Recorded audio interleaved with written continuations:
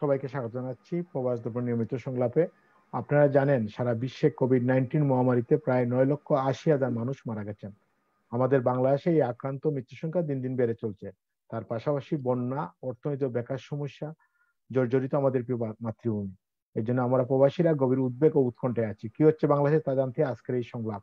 COVID-19 এর কারণে দেশের এখন সংকটকাল চলছে। আমরা জানি গত 26শে মার্চ সাধারণ ছুটি ঘোষণা করে সবকিছু বন্ধ করে দিলেও মানুষের জীবিকার কথা ভেবে শীতলতার পথ বেছে নিতে হয়েছে। তবুও সব ধরনের প্রতিষ্ঠান চালিয়ে নিতে পারছে না তাদের কার্যক্রম। চলছে সীমিত আকারে। চাহিদা কমে যাওয়ার সেবামুখী ও উৎপাদনমুখী প্রতিষ্ঠানগুলো তাদের উৎপাদন কমিয়ে দিয়েছে। এতে বাধ্য হয়ে কর্মী ছাঁটাই করতে হচ্ছে, যা বেকারত্বকে বাইরে দিচ্ছে। আজকের সংলাপে আমরা কথা বলবো কোভিড-19 ও বেকারত্ব নিয়ে। আজকে আমাদের সাথে আছেন আহ মাননীয় আহ জনপ্রিয় রাজনীতিবিদ, মাননীয় সংসদ সদস্য, জাতীয় পার্টি প্রেসিডেন্ট সদস্য জনাব ফখরুল ইমাম। আমাদের সাথে আছেন সাবেক ছাত্রনেতা, বিএনপির ভাইস চেয়ারম্যান, সাবেক সাংসদ জনাব শামসুজ্জামান দুদু। আমাদের সাথে সংযুক্ত হবেন সাবেক সাংসদ, বঙ্গবন্ধু পার্থক্যের সভাপতি জনাব নবী নওয়াজ। আমাদের সাথে আছেন প্রবাস দরুন চট্টগ্রাম ব্যুরো প্রধান শাহরিয়ার হাসান। আমাদের সাথে আছেন প্রবাস দরুন কক্সবাজার প্রতিনিধি সাংবাদিক কলিমুল। স্বাগত জানিয়ে শুরু করছি আজকের সংলাপের শুরুতে আমি যাব, আমরা প্রতিদিন কোভিড-19 এর আপডেট নিয়ে আমরা প্রোগ্রাম শুরু করি। শুরুতেই যাব আমাদের প্রবাস দর্পণ চট্টগ্রাম ব্যুরো প্রধান শাহরিয়ার হাসানের কাছে কোভিড-19 এর আপডেট জানতে। ধন্যবাদ আপনাকে। আজকের সম্মানিত আলোচক এবং যারা শুনছেন দেখছেন সবাইকে সান্ধ্যকালীন শুভেচ্ছা জানাচ্ছি। বরাবরের মতো বাংলাদেশ সরকারের স্বাস্থ্য অধিদপ্তর হতে যে প্রেস রিলিজ আমরা পেয়ে থাকি, সংবাদ বিজ্ঞপ্তি, সেখান থেকে যে তথ্যগুলো আমরা পেয়ে থাকি সেটি কোভিড-19 আমরা সর্বশেষ আপডেট হিসেবে উপস্থাপন করি। আমরা যে সংবাদটি পেয়ে থাকি সরকারের পক্ষ থেকে সেটি সকাল নাগাদ, তার মানে আমরা 24 ঘন্টা বলতে বুঝবো আজকে সকালের পূর্ববর্তী 24 ঘন্টা। এই 24 ঘন্টায় সারা বাংলাদেশে 103টি পরীক্ষাগারে নমুনা পরীক্ষা করা হয়েছে 12,900 জনের। নমুনা পরীক্ষা করা হয়েছে 12,900 জনের। বাংলাদেশে এ পর্যন্ত কোভিড-19 আক্রান্ত নমুনা পরীক্ষার জন্য ব্যবস্থা গ্রহণ করেছেন 18,75,537টি। গত 24 ঘন্টায় কোভিড-19 শনাক্ত হয়েছে 1,540 জনের শরীরে। এই পর্যন্ত বাংলাদেশে কোভিড-19 আক্রান্তের সংখ্যা 3,55,384। দুঃখজনকভাবে কোভিড-19 আক্রান্ত হয়ে গেল 24 ঘন্টায় মৃত্যুবরণ করেছেন 28 জন। বাংলাদেশের মৃত্যুর সংখ্যা কোভিড-19 কারণে 5,072 এই পর্যন্ত। সুস্থ হয়েছেন গত 24 ঘন্টায় কোভিড-19 আক্রান্ত হয়ে ফিরে এসেছেন 2,139 জন। সর্বমোট সুস্থ হয়েছেন কোভিড-19 আক্রান্ত হওয়ার পর বর্তমানে 2,65,092 জন। এটি ছিল সমগ্র বাংলাদেশের কোভিড-19 গত 24 ঘন্টার সর্বশেষ তথ্য। আপনাদেরকে একটু সংযুক্ত করতে চাই চট্টগ্রাম অঞ্চলটায়। চট্টগ্রামে গত 24 ঘন্টায় 7টি ল্যাবে নমুনা পরীক্ষা করা হয়েছে। নমুনা পরীক্ষা করা হয়েছে 1133 জন, 1,133 জনের। এতে 24 ঘন্টায় শনাক্ত হয়েছে চট্টগ্রামে 63 জন। চট্টগ্রামের সর্বমোট কোভিড-19 আক্রান্তর সংখ্যা এখন 18,517 জন। ভালো সংবাদ হচ্ছে গেল 24 ঘন্টায় কোভিড-19 কারণে কারণ মৃত্যুবরণ করতে হয়নি। তারপর দুঃখজনকভাবে চট্টগ্রাম এ পর্যন্ত এই রোগে আক্রান্ত হয়ে মৃত্যুবরণ করেছেন 286 জন। গেল 24 ঘন্টায় সুস্থ হয়েছেন 96 জন। এই ছিল কোভিড-19 বাংলাদেশ এবং আলাদাভাবে চট্টগ্রামের সর্বশেষ পরিস্থিতি। এর বাইরে যেমনটি রূপকদা বলছিলেন যে স্বাভাবিক অবস্থার মতো মানুষজন কিছু কাজকর্মে ঝাঁপিয়ে পড়লেও সেভাবে এখনো পুরোদমে কাজকর্ম চলছে বলা যায় না। আর কোভিড-19 তো আসলে শুরুকালে যেভাবে ছিল ঠিক সেভাবেই এখনো আছে। গণমাধ্যমের তথ্য অনুযায়ী কিংবা স্বাস্থ্য অধিদপ্তরের তথ্য অনুযায়ী কোনোভাবেই এই কোভিড-19 কমে এসেছে বলার কোনো সুযোগ নেই। শুরুর দিকে যে বিষয়টি ছিল মানুষের মধ্যে একটা সচেতনতা ছিল, মোটামুটিভাবে সরকার যতটুকু চেষ্টা করেছেন তার উপর ভিত্তি করে মানুষ সচেতন হয়েছেন। গণপরিবহনে একটা সুরক্ষা নীতি ছিল, বিভিন্ন জায়গায় সে ধরনের ব্যবস্থা গ্রহণ করা হয়েছিল। কিন্তু এখন যেটি হয়েছে ঠিক তার বিপরীতমুখী। স্বাস্থ্য সুরক্ষা বলতে কোথাও কিছু আছে এমনটি নজরে পড়ে না। আপনি বাইরে যে কোনো জায়গায়, সেটা গণমাধ্যমে হোক, গণপরিবহনে হোক, কিংবা বাজারে হোক, কিংবা আপনার অফিস আদালতে হোক, স্বাস্থ্য সুরক্ষার বিষয়টি মানছেন এমন যদি আমরা হিসেব করি তাহলে 10 জনকে পাওয়া মুশকিল বা দুষ্কর হবে। মাস্ক ব্যবহার করছে না এরকম প্রচুর মানুষজন এখন চলছে। বিশেষত যারা একটু সচেতন প্রকৃতির জনসাধারণের মধ্যে মানুষজন আছেন তারা কোভিড-19 দ্বিতীয় ওয়েভ নিয়ে খুব আশঙ্কায় আছেন। তারা অত্যন্ত রকমের ভয়ে আছেন, ভীত আছেন যে সামনের পরিস্থিতিতে কি হতে পারে। তো আমি আশা করি এই বিষয়টা আমাদের সবাইকে অন্তত আলোচনায় আনা উচিত এবং এই প্রেক্ষাপটে জনগণের স্বাস্থ্য সুরক্ষার নীতিটাকে আরো কড়াকড়ি করা কিংবা মানুষকে মানতে বাধ্য করার জন্য সরকারের যথাযথ ব্যবস্থা গ্রহণ করা প্রয়োজন বলে মনে করি। ধন্যবাদ আপনাদের সবাইকে। ধন্যবাদ শাহরিয়ার ভাই, আবার আসবো। আমি একটু যাব আজকে আমাদের কক্সবাজার প্রতিনিধি আমাদের সাথে আছেন কলিমুল্লাহ ভাই, যিনি কক্সবাজার আমাদের প্রবাসী প্রতিনিধি। আজকে একটা ঘটনা ঘটে, যেটা হচ্ছে কক্সবাজারে আমরা দেখেছি প্রায় 2 শতাধিক উপরে আমাদের পুলিশের কর্মকর্তা কর্মচারীদেরকে একদিনে বদলি করা হয়েছে। এগুলো জানি না বাংলাদেশের ইতিহাসে মনে হয় একদিনে একটা জেলা থেকে এত কর্মকর্তা কর্মচারীদের বদলি করা ইতিহাস আছে কিনা। আমি জানবো এখন কলিমুল্লাহ ভাই। কলিমুল্লাহ ভাই, একটু আমাদের যদি কক্সবাজারের সর্বশেষ আপডেটটা একটু জানান। ধন্যবাদ। আমাদের প্রবাস দর্পণ কক্সবাজার থেকে বলছি। আপনারা জানেন 31শে জুলাই কক্সবাজারে একটি অনাকাঙ্ক্ষিত ঘটনা ঘটে গিয়েছিল। মেজর সিনহার হত্যাকাণ্ড মধ্য দিয়ে কক্সবাজারে এটি আলোচনায় চলে আসছে। প্রথমে এটা আমাদের সংবাদপত্রের বা সাংবাদিকরা এটি নিজেরাই গোপন করতে চেয়েছিল। পরবর্তীতে এটি করসপাই হিসাবে চালিয়ে দেওয়ার চেষ্টা করা হয়েছিল। পরবর্তী এটা জানাজানি হয়ে যাওয়ার পরে বাংলাদেশে এটি টক অফ দ্য কান্ট্রিতে পরিণত হয়। তো 31শে জুলাইয়ের পর থেকে আমাদের কক্সবাজারে অনেক রকম এখানে অনেক কিছু হয়েছে। এগুলাতে আমাদের জাতীয় পর্যায়ে এটি প্রভাব ফেলতে শুরু করেছে। এখানে সেনা প্রধান, তারপরে পুলিশ প্রধান অ্যারেস্ট ছিল। এরা বলছে এটি ব্যক্তিগত বিষয়, এটি প্রাতিষ্ঠানিক কোনো দায় দায়িত্ব না। যারা অন্যায় করেছেন, যারা অপরাধ করেছেন, তাদের শাস্তি দেওয়া হবে। এরপরে পর্যায়ক্রমে এখানে বিভিন্ন রকম মামলার যে এজাহার দেওয়া হয়েছে, মামলা তদন্ত দায়িত্ব রয়েছে, আবার র্যাবের কাছে দায়িত্ব দেওয়া হয়েছে। আবার দেখা যায় প্রদীপ গাড়ি থেকে যাওয়ার সময় উনি আবার ভিডিও কল করে আবার পুলিশ কর্মকর্তার সাথে কথা বলছে পুলিশ ভ্যানে। এসব বিষয় নিয়ে আবার দেখা যায় যে পুলিশ এর মধ্যে টেকনাফে কিছু অনাকাঙ্ক্ষিত আরো ঘটনা ঘটেছে। প্রদীপ সিংহা হত্যার পরেও টেকনাফের যিনি নতুন ওসি আসছেন, উনি আবার একজন সাক্ষীর বাসায় গিয়ে তাকে সাক্ষী না দেওয়ার জন্য বিভিন্ন হুমকি দেওয়া হয়েছে। সব মিলে এখানে একটা বিভিন্ন সংস্থার মধ্যে এখানে একটি মোটামুটি এটা এখানে একটু অস্থিরতা বিরাজ করছিল এবং তাদেরও দাবি ছিল যে এটাকে শেষ করে দেওয়ার। তো সরকার মনে করছে যে কক্সবাজারে যে পুলিশ কর্মকর্তা রয়েছেন সবাইকে এখানে বদলি করে এটিকে একটু নতুন ভাবে দেলে সাজাবে। এই জন্য গত 21 সেপ্টেম্বর এখানে পুলিশ সুপার 8 কর্মকর্তা, এসপি লেভেলে 8 জন কর্মকর্তা পুলিশ সুপার বদলি করে দেওয়া হয়েছে। সর্বশেষ আজকে এখানে 266 জনকে বদলির আদেশ এসেছে। তার মধ্যে 34 জন হচ্ছে পরিদর্শকের, 8 থানার ওসি সহ 64 জন হচ্ছে পরিদর্শক। পর্যায়ক্রমে এখানে উপপরিদর্শক এবং সহকারী পরিদর্শককে এখানে বদলি করে দেওয়া হবে এবং পাশাপাশি কনস্টেবল যারা রয়েছেন তাদেরকেও বদলি করে দেওয়া হবে এবং কক্সবাজারে পুলিশ প্রশাসন যারা ছিল তাদের সম্পূর্ণ সবাইকে বদলি করে দেওয়া হয়েছে। আপনি একটু জানেন কক্সবাজারে হচ্ছে এখন বর্তমানে আন্তর্জাতিক একটি শহর। এখানে রোহিঙ্গা আসার পরে বিভিন্ন রাষ্ট্রের নাগরিকরা এখানে আসছেন, তারা কক্সবাজার পর্যবেক্ষণ করছেন। পাশাপাশি সরকারের কিছু মেগা প্রকল্প, আমাদের কয়লা বিদ্যুৎ কেন্দ্র মহেশখালীগিরে এখানে একটি বন্দর হয়েছে। আমাদের সেন্ট মার্টিন দ্বীপ এবং আমাদের সোনাদিয়া দ্বীপ ঘিরে এখানে আগে থেকে একটি বিভিন্ন রাষ্ট্রের এখানে নজর ছিল। সব মিলে কক্সবাজার এখন আন্তর্জাতিক শহরে পরিণত হয়েছে। পাশাপাশি যেটি উদ্বেগ এবং উদ্বিগ্ন করে আমাদের সেটি হচ্ছে কি মাদকের যে বাজার, বিশেষ করে সারা বাংলাদেশের যে মাদকের নিয়ন্ত্রণ। এখানে প্রতিদিন আপনার হাজার হাজার কোটি টাকার এখানে মাদকের কাজ কারবার হয়। আমার সাগর পথে, নূরপথে, এস্টল পথে, সব এমনকি বিমানীয় করে এই মাদক ইয়াবা এখানে পাচার হচ্ছে।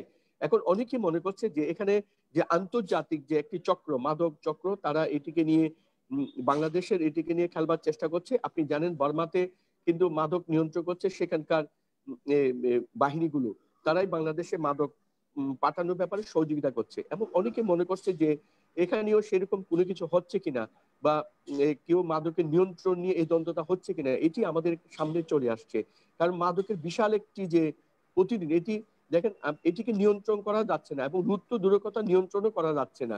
এটি দিন দিন আরো বৃদ্ধি পাচ্ছে এবং প্রতিদিন আপনি দেখেছেন গত কিছুদিন আগে কক্সবাজারের সর্বকালের বৃহত্তম মাদকের চালান, ইয়াবা চালান ধরা খেয়েছে এবং ইয়াবা নিয়ে লেনদেন এখানে শুরু হয়ে গেছে। আপনি জানেন সীমান্ত দিয়ে আমাদের বিডিয়া রয়েছে প্রায় 100, মায়ানমার আর বাংলাদেশ সীমান্ত 120 কিলোমিটার সামান্য জায়গায়। সেখানে যদি আমাদের বাহিনীগুলো ভালোভাবে কাজ করে এখানে মাদক আর সম্ভব না। সাগরপথে আমাদের কোস্টগার্ড রয়েছে, আমাদের আরো বাহিনী রয়েছে, তারাও যদি ভালোভাবে ইয়ে করে তাহলে এখানে মাদকের ঢোকাঢুকু না। প্রতিদিন যে ঘটনাগুলো হচ্ছে অনাকাঙ্ক্ষিত ঘটনা, ক্রস ফায়ার, আপনি 200-র উপর ক্রস ফায়ার ঘটনা এখানে ঘটেছে এবং প্রত্যেকটা ক্রস ফায়ার হয়েছে মাদকের কে কেন্দ্র করে। স্বরাষ্ট্র মন্ত্রণালয় মাদক কোম্পানির তালিকা তৈরি করেছে, তাদেরকে ধরতে হবে এবং দেখা যায় সেখানে সরকার খুব আন্তরিকভাবে চেষ্টা করছিল পুলিশের মাধ্যমে এটি করার জন্য, কিন্তু দেখা যায় পুলিশ যখন আন্তরিকভাবে এই কাজটি করতেছিল, আমরা হঠাৎ করে দেখলাম র্যাব তার একটি সংবাদ সম্মেলন করে বলছেন যে এখানে জিরো টলারেন্স ঘোষণা করা হবে মাদকের ব্যাপারে। তখন আমরা শঙ্কা করেছিলাম এখানে যেহেতু পুলিশ যেখানে আন্তরিকভাবে বা পুলিশকে যে দায়িত্ব দেওয়া হয়েছে মাদকের জিরো, সেখানে আবার হঠাৎ করে র্যাবের সাংবাদিক সম্মেলন কেন করা হয়েছে? এটি সিংহ হত্যার আরো এক সপ্তাহ আগে। তো সব মিলে এখানে কি হচ্ছে না হচ্ছে না সেটি আমরা এখনো বুঝতে পারছি না। আমার মনে হয় কক্সবাজার যে আন্তর্জাতিকভাবে যে একটি শহর হিসাবে পরিণত হচ্ছে, পাশাপাশি এখানে যে মাদকের যে একটি শহরে পরিণত হচ্ছে, শুধু সমস্ত মাদকের একটি বিশাল চালান প্রতিদিন সারা দেশে ছড়িয়ে পড়ছে এবং আমরা জানি শুধু কক্সবাজার মাদক আবার ঢাকা যাচ্ছে, ঢাকায় গিয়ে সেই মাদকগুলা কিন্তু আবার বিভিন্ন দেশে পাচার হচ্ছে। সৌদি আরবে যাওয়ার সব বিমানে আমাদের কক্সবাজার একবার 2জন যাত্রীও ধরা খেয়েছে। তাহলে আমরা মনে করি যে কক্সবাজার মাদক ধরার পরেও এই মাদকগুলা কিন্তু ঢাকা, চট্টগ্রাম এবং বিভিন্ন জেলা যাচ্ছে, কিন্তু আমরা উল্লেখযোগ্য ঢাকা থেকে সেরকম মাদক উদ্ধারের আমরা ঘটনা আমরা দেখতে পাচ্ছি না। তাহলে আমার মনে হয় শুধু আমি শেষ করি, আমি একটু শেষ করি, কক্সবাজারে কেন্দ্র করে আপনি যদি মাদক বিরোধী অভিযান করেন সেটা হবে না। মাদক যেখানে যায়, বিশেষ করে যে মাদকগুলা ঢাকায় যাচ্ছে ওই জায়গাতেও আমাদের এই যে মাদক বিরোধী অভিযান জোরদার করা প্রয়োজন বলে কক্সবাজারের স্থানীয় জনগণ মনে করে। ধন্যবাদ। ধন্যবাদ খলিলুল্লাহ ভাই, আবার আসবো আপনার কাছে আপনি গুরুত্বপূর্ণ তথ্য দেওয়ার জন্য। আজ আমাদের সাথে সংযুক্ত হয়েছেন আওয়ামী লীগের নেতা এবং সাবেক সাংসদ বঙ্গবন্ধু পার্টির সভাপতি জনাব নবীন নওয়াজ ভাই। স্বাগত জানাচ্ছি নবীন নওয়াজ ভাই আপনাকে যাবো। শুরুতেই আমি যেতে চাই আপনার কাছে, বিশেষ করে আমরা আজকে যে বিষয়ে কথা বলতেছি কোভিড-19 এবং বাংলাদেশে বেকার যে সমস্যা। আপনারা জানেন যে কোভিড-19 শুরু হওয়ার পর থেকে প্রতিটি আপনার অফিস থেকে কর্মকর্তাকে বিভিন্ন ছাঁটাই করা হচ্ছে। আমরা জানি যে বিভিন্ন অফিসে, বিশেষ করে বেসরকারি অফিসগুলোতে বেতন কমিয়ে দেওয়া হয়েছে। আমাদের অনেক সাংবাদিকদেরকে চাকরিচ্যুত করা হয়েছে, অনেককে বেতন দেওয়া হচ্ছে না। এবং আমরা জানি যে এই ব্যাপারে সরকার কাজ করছে। আমরা জানি, কি বলবেন একজন আওয়ামী লীগ নেতা হিসাবে, সাবেক আইন প্রণেতা হিসাবে, কিভাবে এটা মোকাবিলা করা যায়? ধন্যবাদ জানাই প্রবাস দর্পণকে। প্রবাস দর্পণের মাধ্যমে আমি বিশেষ করে আজকে ধন্যবাদ জানাই জনাব ফখরুল ইমাম এমপি আমাদের মধ্যে উপস্থিত হয়েছেন, প্রেসিডিয়াম সদস্য জাতীয় পার্টি। আমাদের মধ্যে উপস্থিত হবেন সম্ভবত জনাব শামসুজ্জামান দুদু, ভাইস চেয়ারম্যান এমপি। আমাদের সাথে জি জি জি আমাদের মধ্যে উপস্থিত হয়েছেন শাহরিয়ার ভাই, আছেন কলিম ভাই সহ উপস্থিত আপনি সহ সবাইকে, যারা দর্শক শ্রোতা সবাইকে আমি শুভেচ্ছা ধন্যবাদ জানাই। মূলত ব্যাপারটা হচ্ছে যে আসলে করোনা একটি নতুন একটি রোগ, একটি ভাইরাস কোভিড-19। এই রোগটি আসলে এ পর্যন্ত প্রত্যেকের ভিতরেই, আমরা বাংলাদেশ তো সেদিনের দেশ, একেবারে মধ্যম আয়ের দেশও না, একটি নিম্ন আয়ের দেশের বাংলাদেশ। এখানে প্রত্যেকটা জিনিসের জন্য উন্নত কোনো চিকিৎসা, উন্নত কোনো যন্ত্রপাতি, সবকিছুর জন্য আমরা উন্নত দেশের দিকে তাকিয়ে থাকি। সেই উন্নত দেশও কিন্তু হিমশিম খেয়েছে এই করোনার কারণে। তো আমরা সেই অবস্থা পার করছি। এই পার করার মধ্য দিয়ে আপনি দেখেন আমাদের জীবনে আমরা কখনো দেখিনি, 50 বছরের বাংলাদেশ আমরা কখনো দেখিনি যে 2 মাস 3 মাস 4 মাস একটা দেশের সবকিছু বন্ধ, সরকার ঘোষণা দিয়ে বন্ধ করে দিয়েছে। কারণটা হলো যে বাংলাদেশের এই করোনাকে মোকাবেলা করার জন্য স্বাভাবিকভাবেই এটি ছাড়া কোনো পথ ছিল না, কোনো সরকারের না। এটি বাংলাদেশ সরকার কেন, উন্নত দেশ, আমরা আমেরিকার কথা বলি, আমরা যুক্তরাজ্যের কথা বলি, প্রত্যেকটি দেশ কিন্তু এভাবেই সিদ্ধান্ত নিয়েছে। আমরা এমনও জানি যে কোনো কোনো দেশ লকডাউন করেছিল, দীর্ঘদিন লকডাউন থাকার পরে আবার লকডাউন ওপেন করে পুনরায় আবার সিদ্ধান্ত পরিবর্তন করেছে। সেই জায়গাটি থেকে বাংলাদেশ ধীরে ধীরে এগিয়ে যাচ্ছে। বাংলাদেশের উন্নয়নের কাজগুলো, বাংলাদেশ সরকারের বিভিন্ন মুখী কাজগুলো বিভিন্ন পর্যায়ে যারা দায়িত্ব পালন করতেছেন সবাই কিন্তু একযোগে কাজও করে যাচ্ছেন, আবার এই করোনাকে মোকাবেলা করে যাচ্ছেন। এর মধ্যে যে ঘটনাটি ঘটেছে, আপনি বলছেন যে রূপকদা যে ছাঁটাই করা হচ্ছে, বেতন কমিয়ে দেওয়া হচ্ছে। দেখেন আপনি, আমি, আমরা সবাই কিন্তু প্রতিদিন বলছি যে ঢাকা শহর থেকে যে পরিমাণ মানুষ গ্রামে চলে গেছে, তারা কর্মহীন হয়ে পড়েছে। আমরা হকার থেকে শুরু করে, আমরা ছোটখাটো দোকান থেকে শুরু করে, আমরা বড় বড় দোকান থেকে অনেক ব্যবসা বাণিজ্য বন্ধ হয়ে গেছে। এখনো সেই ব্যবসাগুলো কিন্তু চালু হচ্ছে না। পাশাপাশি অনেক ব্যবসায় কিন্তু ছোট আকারে চালু করেও কিন্তু তারা প্রতিষ্ঠান ধরে রাখার চেষ্টা করে যাচ্ছে। এমনি করে যারা প্রতিষ্ঠান ধরে রাখার চেষ্টা করছে সেই প্রতিষ্ঠানগুলোতে স্বাভাবিকভাবে আমরা উপলব্ধি করতে পারছি যে তারা তাদের জনবল কমিয়ে তাদের যে কর্মকাণ্ড যে কাজ সেই কাজগুলো যেহেতু কম, সেহেতু জনবল কমিয়ে যেখানে 2 জন লাগে সেখানে 1 জন দিয়ে কাজ করিয়ে হলেও কিন্তু সামনে এগিয়ে নিয়ে যাওয়ার জন্য, প্রতিষ্ঠানকে ধরে রাখার জন্য তারা আপ্রাণ চেষ্টা করে যাচ্ছে। তারই মধ্যে হয়তো আমরা যে কথাটি আজকে আলোচনা করছি সেটি হচ্ছে যে ছাঁটাই করা হচ্ছে, অনেককে বেতন কম দিচ্ছে। আপনি জানেন না যে অনেকে আছে যে গ্রাম থেকে তার একটা চাকরি হয়েছিল, মনে করেন 20,000 টাকা বেতন পেত, সে ফিরে এসেছে, প্রতিষ্ঠানে আসার পরে তাকে বলা হচ্ছে দেখো ছাঁটাই করা হচ্ছে, আমরা এতজন লোক কমিয়ে ফেলেছি। সে নিজেই অনুরোধ করতেছে যে আমাকে যদি অর্ধেক বেতনেও রাখা হয় তবু আমার সন্তানরা আমার বাসায় বাড়িতে যে আত্মীয় স্বজন যাদেরকে বাঁচিয়েছি 20,000 টাকা দিয়ে, আমি তাদেরকে কোনো রকম বাঁচাতে পারবো, আপনারা ধরে রাখেন আমাকে। তাহলে এখন ওই প্রতিষ্ঠানে দীর্ঘদিন কাজ করার কারণে তার অভিজ্ঞতা হয়েছে, তার একটি মায়া মহব্বত হয়েছে প্রতিষ্ঠানের মালিক পক্ষ, সেই মায়ার কারণেও তার প্রতি সে অনুভূতি দেখিয়ে কিন্তু তাকে বেতনটা কমিয়ে হলেও তাকে রেখে দেওয়ার চেষ্টা করতেছে। আমরা তো মানুষ, এই মানুষের মধ্যে কিন্তু মানবিক গুণাবলীগুলো আছে, আমরা এভাবেই টিকে থাকার চেষ্টা করে যাচ্ছি। দেখেন আমি নিজেও কিন্তু অফিসে আসছি, এই অফিসে থেকে কিন্তু আপনাদের সাথে লাইভে অংশগ্রহণ করেছি, কিন্তু আমার অফিসের কর্মকর্তা কর্মচারীদের ব্যাপারটি আমি জানি। আমার একটা কলেজ আছে, কলেজের ক্লাসের ব্যাপারে লাইভে ক্লাস নিচ্ছে টিচাররা, শিক্ষকরা আজকে ক্লাস নিয়েছে, শিক্ষকদের ক্লাস নেওয়ার পরেই কিন্তু আপনাদের সাথে আমি বসলাম। মূল বিষয়টি হচ্ছে যে আসলে আমাদের কাজও কিন্তু কমে গেছে। কাজ কমে গেছে কারণ একটাই, যে করোনার মতো একটি এই ধরনের একটি ডিজিজ রোগ আমাদের মধ্যে এমন ভাবে আছে। আজকেও যে কথাটি বললেন শাহরিয়ার ভাই, যে আসলে করোনার যে প্রভাব এখনো কিন্তু আমরা আতঙ্ক থেকে মুক্ত হতে পারিনি, এখন আমাদের মধ্যে আতঙ্ক আছে। বিভিন্ন জায়গায় যেভাবে আক্রান্ত হচ্ছে, এখন মানুষ কিন্তু আক্রান্ত দিকে তাকাচ্ছে না, জীবন বাঁচানোর জন্য, আগামী দিনে টিকে থাকার জন্য, বেঁচে থাকার জন্য পরিশ্রম করে যাচ্ছে। আপনি দেখেন আমাদের যে পেশা ছিল মানুষের মধ্যে, বিভিন্ন রকমের পেশার কিন্তু পরিবর্তন হয়েছে। যারা দোকানদারি করতো সেই মানুষটি আজকে কৃষি কাজ করার চেষ্টা করছে, যে মানুষটি ঢাকায় ব্যবসা করতো সেই গ্রামে যে সে মৎস্য চাষ করার চেষ্টা করে যাচ্ছে, কাজ খুঁজে বেড়াচ্ছে। এমনি করে মানুষ আজকে বেঁচে থাকার চেষ্টা করেও যদি আগামী দিনে এই বাংলাদেশে আমরা যদি চরম ধরনের দুর্ভিক্ষের দিকে না চলে যাই, যাতে না যাই, সেই দিকে তাকিয়ে থেকে আমরা অন্তত আমরা এই বাংলাদেশে টিকে থাকার একটি পরিবেশ তৈরি হোক, এটি কিন্তু আমরা সবাই মিলেই কিন্তু চাচ্ছি। আমরা অন্ততপক্ষে বড় ধরনের অঘটন না ঘটুক বাংলাদেশে। বাংলাদেশ আবার সারা পৃথিবীর সাথে তুলনা করেও কিন্তু চলার চেষ্টা করে যাচ্ছে।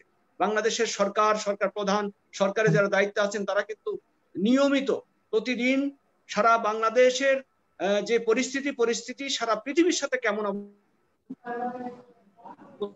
আছে সেটা কিন্তু কম্পেয়ার করে, যাতে অন্যান্য দেশের তুলনায় বাংলাদেশের দেখেন পার্সেন্টেজের দিক দিয়ে সেই জন্যই বলবো যে এইভাবেও যদি আমরা এগোতে পারি,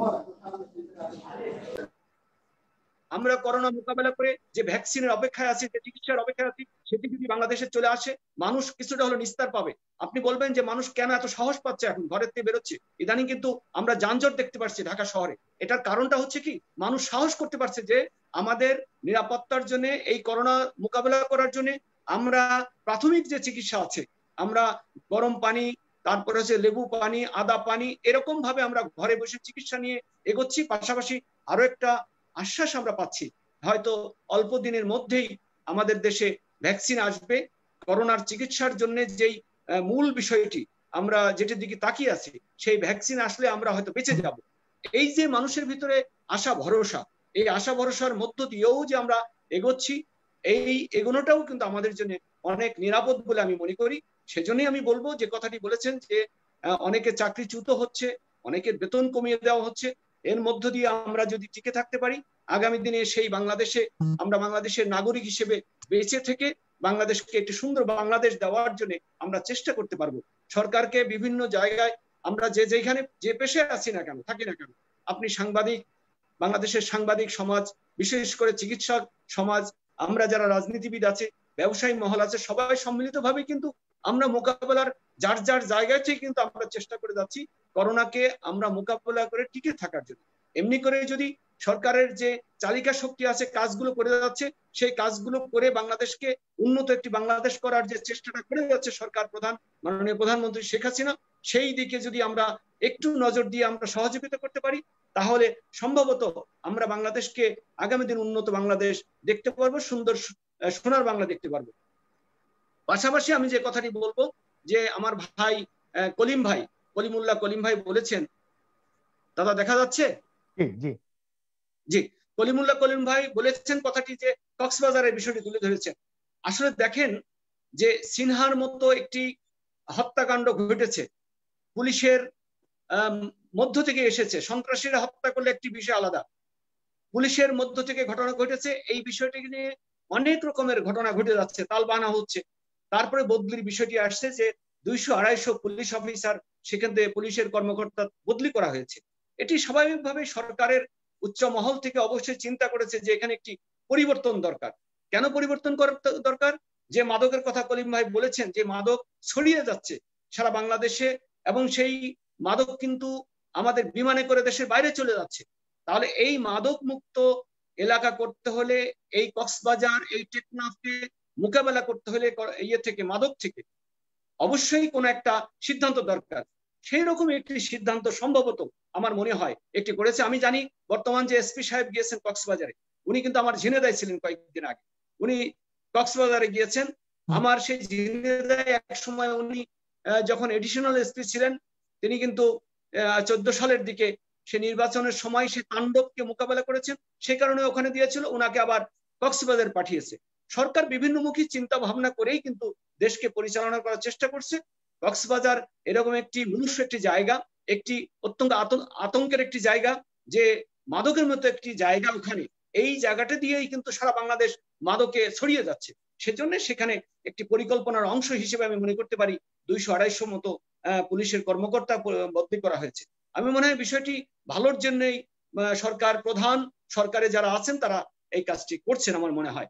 রূপকদা, তারপরে আমি বলবো আমার পরবর্তীতে একটু সময় দিয়েন, যেহেতু দুদু ভাই আছেন আমাদের এখানে, অবশ্যই ফখরুল ইসলাম এমপি, আমাদের প্রিয় নেতা, আমাদের সিনিয়র নেতা, উনি আছেন। বলার পরে শেষের দিকে আমাকে একটু বলার সুযোগ করে দিলে আমি ধন্য হব। আপনার কাছে আবার আসবো, আমরা আসলে আমাদের অতিথিকে 2বার সুযোগ দেই, আবার আসবো আপনার কাছে। আমি একটু যাব আমাদের সাবেক সাংসদ এবং বিএনপির ভাইস চেয়ারম্যান, কৃষক দলের সাধারণ সম্পাদক, সাবেক ছাত্রনেতা দুদু ভাই, আমরা দেখেছি যে বিশেষ করে যে বাংলাদেশে কোভিড-19 শুরু হওয়ার পর থেকে যে মানুষ বেকার হয়ে গেছে, এবং একটা জরিপ বলছে 2 কোটির উপরও মানুষ শুধু কোভিড কালীন সময়ে বেকার হয়েছে। এবং আমরা জানি বিশেষ করে ছোট ছোট যারা চায়ের বা পানের দোকানদার যারা ছিল ঢাকা শহরে, ফুটপাতে যারা ব্যবসা করতো, ওরা সবাই জীবন এখন জীবনে বাঁচার তাগিদে গ্রামে চলে গেছে, বাঁচার জন্য গ্রামে গিয়ে হয়তো কৃষি কাজ করতেছে। কি বলুন আপনি? আপনাকে ধন্যবাদ। আর যারা আজকে আলোচনার জন্য এখানে উপস্থিত হয়েছেন, বিশেষ করে একটু আগে যিনি বললেন যে রবি নওয়াজ সাহেব, আমাদের ফখরুল ইমাম সাহেব, আমাদের শাহরিয়ার হাসান সাহেব এবং অন্যরা, আমি তাদেরকে সবাইকে শুভেচ্ছা অভিনন্দন জানাচ্ছি, ধন্যবাদ জানাচ্ছি। আর যারা আজকে আমাদের অনুষ্ঠান দেখছেন অনলাইনে, তাদেরকেও আমি শুভেচ্ছা অভিনন্দন জানাচ্ছি। আমাদের সাজানো পৃথিবীটা ভাইরাস ক্রমে গ্রাস করে ফেলেছে। জাতিসংঘের প্রধান বেশ মাসখানিক আগে বলেছিলেন যে ভাইরাসের কাছে মানুষ হাঁটু গেড়ে বসেছে, অসহায়ের মতো। জাতিসংঘ প্রধান বলছেন। তিনি যে অমূলক বলেছেন এমনটা না। পৃথিবীর প্রকৃতিস্থ মানুষ যারা সজ্ঞানে চলাফেরা করে, এমন মানুষ খুঁজে পাওয়া খুব বিরল হবে যে এই করোনায় ভীত সন্ত্রস্ত হয় নাই। যারা ধর্মীয় ভাবে চলাফেরা করেন তারাও ভয় পেয়েছেন, কিন্তু তার ঈশ্বর, আল্লাহ, ভগবান তাদের উপরে নির্ভর করছে যে তারা বেঁচে থাকবে, কিন্তু ভয় পায় নাই এমন কথা আমার মনে হয় বলা যাবে না। বাংলাদেশও তার বাইরে না। নানান আলোচনা করা যায়। চীনে ধরা পড়ার পর আমরা 3 মাস অধিককাল সময় পেয়েছিলাম। আমাদের স্বাস্থ্যমন্ত্রী বা প্রশাসন বা সেই সময় স্বাস্থ্য অধিদপ্তরের মহাপরিচালক, এখন উনি নাই, আশ্বস্ত করেছিলেন যে করোনা আমাদেরকে কায়দা করতে পারবে না, আমরা করোনাকে কায়দা করব এবং আমাদের পরিকল্পনা আছে। কিন্তু সত্যিকারে যখন আমরা আক্রান্ত হলাম, বিশেষ করে এপ্রিলের দিক থেকে, শুরু থেকে, তখন আমরা বুঝতে পেরেছি আমরা কতটা অসহায় হয়ে পড়েছি। কারণ এটার কোনো ওষুধ নাই, প্রশিক্ষণ নাই।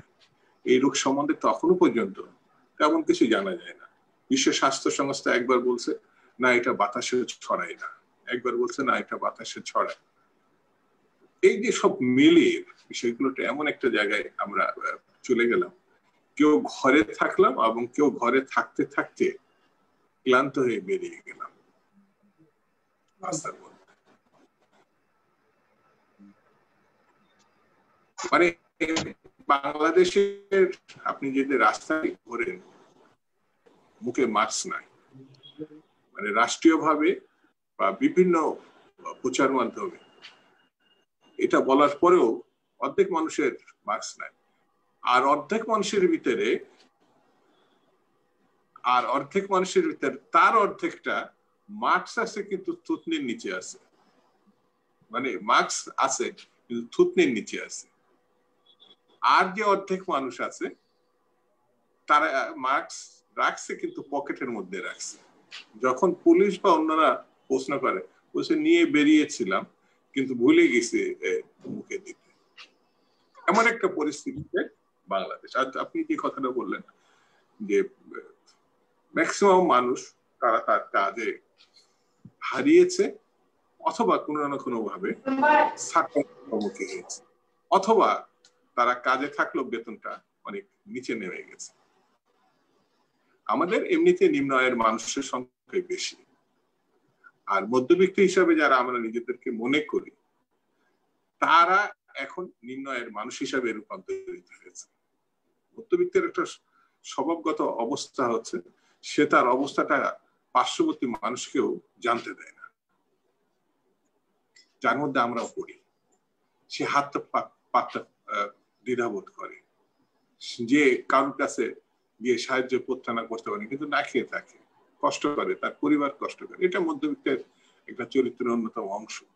তার সংখ্যা খুব কম না, খুব বেশি হলে আমার হিসাব মতে 15 থেকে 20% মানুষ যারা তাদের সঞ্চয় এবং তাদের অবস্থাটা মোটামুটি সঙ্গত। এমন কোনো ব্যবসা নেই যেখানে এই করোনা টাচ করে নাই। আপনি যে বলছেন না ঢাকা শহর থেকে চলে গেছে, ঢাকা শহর একটা বড় অংশ চলে গেছে, কিন্তু যাদের ঢাকার সঙ্গে কারবার, চাকরি করে, ব্যবসা করে বা যে কোনো ভাবে তারা জীবন নির্ভর আস্থানাটা তৈরি করেছিল, তারা এখন কোথায় যাবে? এমনও আছে গ্রামের বাড়িটা সংস্কার করেনি দীর্ঘদিন ধরে, সেখানে গিয়ে সেই বাসা উপযুক্ত নয়, সেখানে থাকতে পারবে না। সেই জন্য বড় অংশ গেছে কিন্তু ঢাকার মধ্যে আছে। এই যে আমাদের নেওয়াজ সাহেব বলছিলেন, হ্যাঁ সত্য যে মানুষ মরতে মরতে বেঁচে আছে। আমি সরকার অথবা অন্যদের সমালোচনা করতে পারি, কিন্তু বাস্তবতা হচ্ছে এটা একক কারোর শক্তি নাই এই পরিস্থিতি মোকাবেলা করার। আপনি 71 সালে মুক্তিযুদ্ধের কথা যেমন যদি চিন্তা করেন, শুধু আওয়ামী লীগ না, সেই মুহূর্তে যারা আমরা জানি, একটা ছোট দোকানদারও একটা মুক্তিযোদ্ধার অস্ত্র লুকিয়ে রাখছে। একটা গ্রামের কৃষকও তার খাবারটা সেই সময় মুক্তিযুদ্ধকে দিয়েছে। অর্থাৎ জাতীয় যে ঐক্যবোধটা সেটা যখন তৈরি হয়েছিল তখন পাকিস্তানের মতো, আমেরিকার মতো, চীনের মতো দেশগুলোকে চ্যালেঞ্জ করা খুব একটা কঠিন হয় নাই। এখন যে পরিস্থিতিটা আমরা মুখোমুখি হয়েছি, প্রস্তুতি আছে কি নেই তা না, মানুষকে যদি বাঁচাতে হয় তাহলে পরে এই যেমন চীনে আমাদের দেশে ওষুধটা এখানে পরীক্ষা নিরীক্ষা করতে চাই, আমরা করতে দিব কিনা। একবার মনে করছি করতে দেবো, আরেকবার মনে করছি দেখি না। আমেরিকা যদি করতে চায় তার অংশ হবো কিনা, ইউরোপ যদি করতে চায় তার অংশ হবো কিনা। আমার কৌশলটা আছে, ওষুধটা দরকার। যদি আমি পয়সা দিয়ে পাই ভালো, না হলে পরে আমার ভালোবাসা দিয়ে আমাকে পেতে হবে, নাইতো কৌশলের মধ্যে দিয়ে পেতে হবে, কোনো না কোনো ভাবে পেতে হবে। আমার পার্শ্ববর্তী দেশ ভারত আমাদের জিগরি দোস্ত, খুবই ভালো বন্ধু, কিন্তু যারা সামান্য একটা পেঁয়াজ দিতে হঠাৎ করে বন্ধ করে দেয়, প্রধানমন্ত্রী এর আগেও বলেছেন যে আপনি একটু আগে তো বলতে পারেন, এবারও সে একই কাজ আমরা করলাম। সেই ক্ষেত্রে সেখানে প্রায় 130 থেকে 50 কোটি মানুষ, তারা তাদের ঔষধ পাওয়ার পরে, অর্থাৎ তার সঙ্গে যদি আমার সখ্যতা তৈরি হয়, তাহলে আমরা এই ওষুধ কতদিন পরে পেতে পারি? সামর্থ্যবানের নাকি অসামর্থ্যবানের সঙ্গে কৌশলগত সম্পর্ক তৈরি করে আমরা পাবো? এই জিনিসগুলো কিন্তু রাজনৈতিক সিদ্ধান্ত আসতে হবে, এবং তা খুব দ্রুতই আসতে হবে। কারণ হচ্ছে স্বাস্থ্যমন্ত্রী কম বেশি 1 মাস আগে বা 2-3 সপ্তাহ আগে বলেছেন মোটামুটি করোনা শেষ হওয়ার পথে, কিন্তু 2 দিন আগে বললেন সেকেন্ড ওয়েভ শুরু হয়েছে। কে বলছেন? স্বাস্থ্যমন্ত্রী বলছেন। কিন্তু যিনি করোনার দেখতে পাননি, তিনি পাঠিয়ে দিয়েছেন, হাসপাতালও বন্ধ করে দিয়েছেন, তিনি হঠাৎ করে বলছেন সেকেন্ড ওয়েভ শুরু হয়ে গেছে। প্রধানমন্ত্রীর থেকেও তিনি কঠিন ভাবে বলেছেন। প্রধানমন্ত্রী বলছেন সেকেন্ড ওয়েভ শুরু হলে বিপদ হতে পারে, সেই জন্য আমাদের প্রস্তুতি নেওয়ার দরকার। তো একটি নতুন একেবারে এই করোনা একেবারে নতুন আমাদের জন্য, বিশ্ববাসী যেমন জন্য করোনা, কিন্তু আমাদের দেশে এক সময় ডেঙ্গুকে আমরা ক্ষতিগ্রস্ত হয়েছি, কিন্তু ডেঙ্গুকে এখন কিন্তু কায়দা করে ফেলছে আমাদের ডাক্তার, আমাদের এখানকার বিশেষজ্ঞ, এরা কিন্তু ডেঙ্গু, একসময় ম্যালেরিয়ায় গ্রামকে গ্রাম উজাড় হয়ে গেছে, এক সময় যক্ষায় গ্রাম উজাড় হয়ে গেছে। এই রোগটি যতক্ষণ কায়দা করা অথবা ওষুধ উৎপাদন হচ্ছে না, ততক্ষণ পর্যন্ত 3টে জিনিস ওষুধের মতো আমরা যদি ব্যাপক ভিত্তিতে এটা না করি, এখন যেমন রাস্তাঘাটে মনে হয় না যে অসুখটা আছে, সেটা কেমন? সেটা হচ্ছে মাস্ক, ওই যে বললাম, কেউ পড়লেও আরেকজন আছে থুতনির নিচে রাখলো, আরেকজন পকেটের মধ্যে রাখলো। আমি এটা এই জায়গাটায় সরকার আর কোনো বাজ বিচার নেই, সবাইকে একটা মত হবে যে মাস্কটা করতে হবে, যদি না থাকে তাকে সাহায্য করতে হবে, সরকারি ভাবে হোক যেভাবে হোক এটা করতে হবে। 2 হচ্ছে সোশ্যাল ডিস্টেন্সের যে ব্যাপার, ঢাকা শহরে মেনটেন করা ভয়ঙ্কর কষ্ট, কারণ এখানে কোনো রাস্তা এমন কোনো জায়গা বা অফিস বা আদালত বা এমন কোনো জায়গা নেই। এই যে আমরা তো এখন অনেক মামলার অধিকারী, তো মামলাটা আমরা এগুলো বন্ধ ছিল, তো এখন আবার কোর্ট খুলে দেওয়ার পরে আমাদের হাজিরা দিতে হচ্ছে। তা আমি এটার মধ্যে 2বার কোর্টে গেছি, তো এবং এই যে আমি আবার আমাকে চট্টগ্রামেও মামলা হাজিরা দিতে হবে। তো কোর্টগুলো দেখলে মনে হয় যে একটা জনসভা আগে যেরকম ছিল তার থেকে বেশি, মানে হয়তোবা কেউ হয়তো আগে একটু ফাঁকি দিল, এখন মনে হচ্ছে জেলে আর ঢোকা যাবে না, যদি কোনো কারণে মানে তার জামিন কেটে যায় তাহলে জেলে, তাহলে নিশ্চিত সে মনে করছে মৃত্যু বিপদ। সেই জন্য আমি বলবো যে সরকারের এদিকে উচিত হওয়া যে ভার্চুয়াল যে কোর্টের এটা, অর্থাৎ যারা জামিন পাইছে তারা কোর্টে না গেলে হয় কিনা, মানে বিবেচনাটা আইনগত দিক থেকে।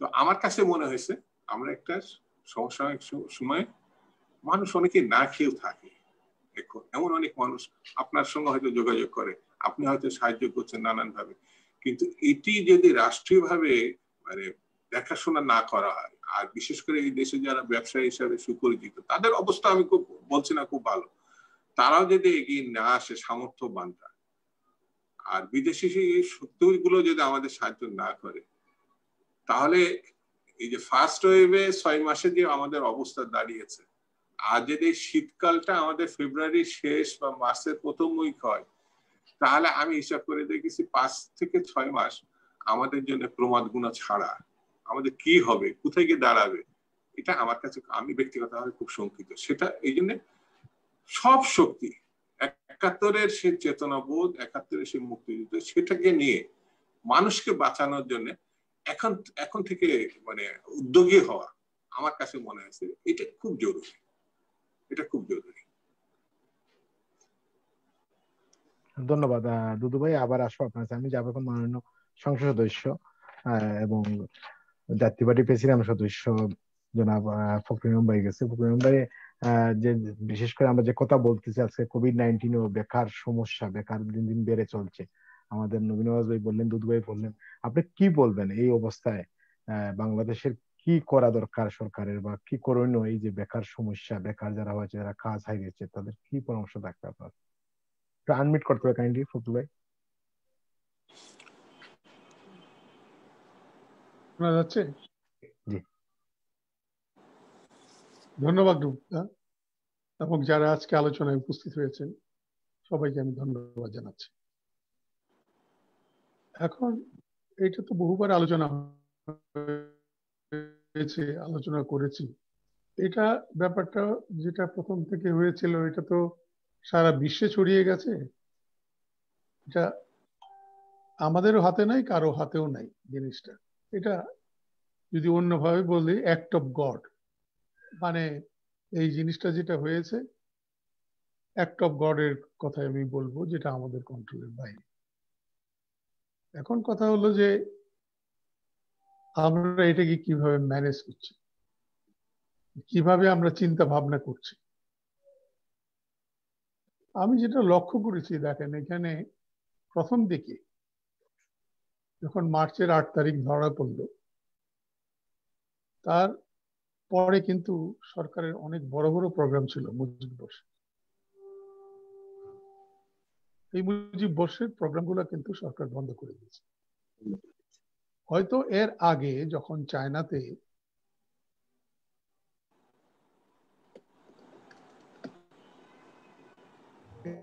এটা বিস্তার লাভ করেছিল, তখন থেকে 3 মাস সময় সরকার পেয়েছিল। 3 মাস সরকার তো বটেই, এখানে যারা বিশেষজ্ঞ ছিল তাদেরও কিন্তু কোন রকম পরামর্শ ছিল বলে মনে হয় না, খুব জোরালো পরামর্শ দিতে পারেন নাই। কারণ এই রোগটা এমনই নতুন যে আমরা জানি যে প্যান্ডামিকটা 100 বছর পর পর হয়। লাস্ট বোধহয় সার্স ছিল, তার আগে কলেরা ছিল, এরকম বহু প্যান্ডামিক 100 বছর পর পর আসে। সেটাতে প্রস্তুতি আমাদের 3 মাসে হয়তো ভুল ছিল, কিন্তু পরবর্তী পর্যায়ে যে প্রস্তুতিগুলো নেওয়া হয়েছে সেখানেও তো অনেক বাধাগ্রস্ত হয়েছে। আপনারা দেখেছেন যে প্লেন থেকে যারা নেমেছে, আমরা যদি প্রথম দিকে সেটাকে কন্ট্রোল করতে পারতাম তাহলে হয়তো সংক্রমণটা এত ছড়াতো না। কারণ সংক্রমণটা আসছেই বাইরে থেকে, আমাদের দেশের ভিতরে কিন্তু এটা তৈরি হয়নি।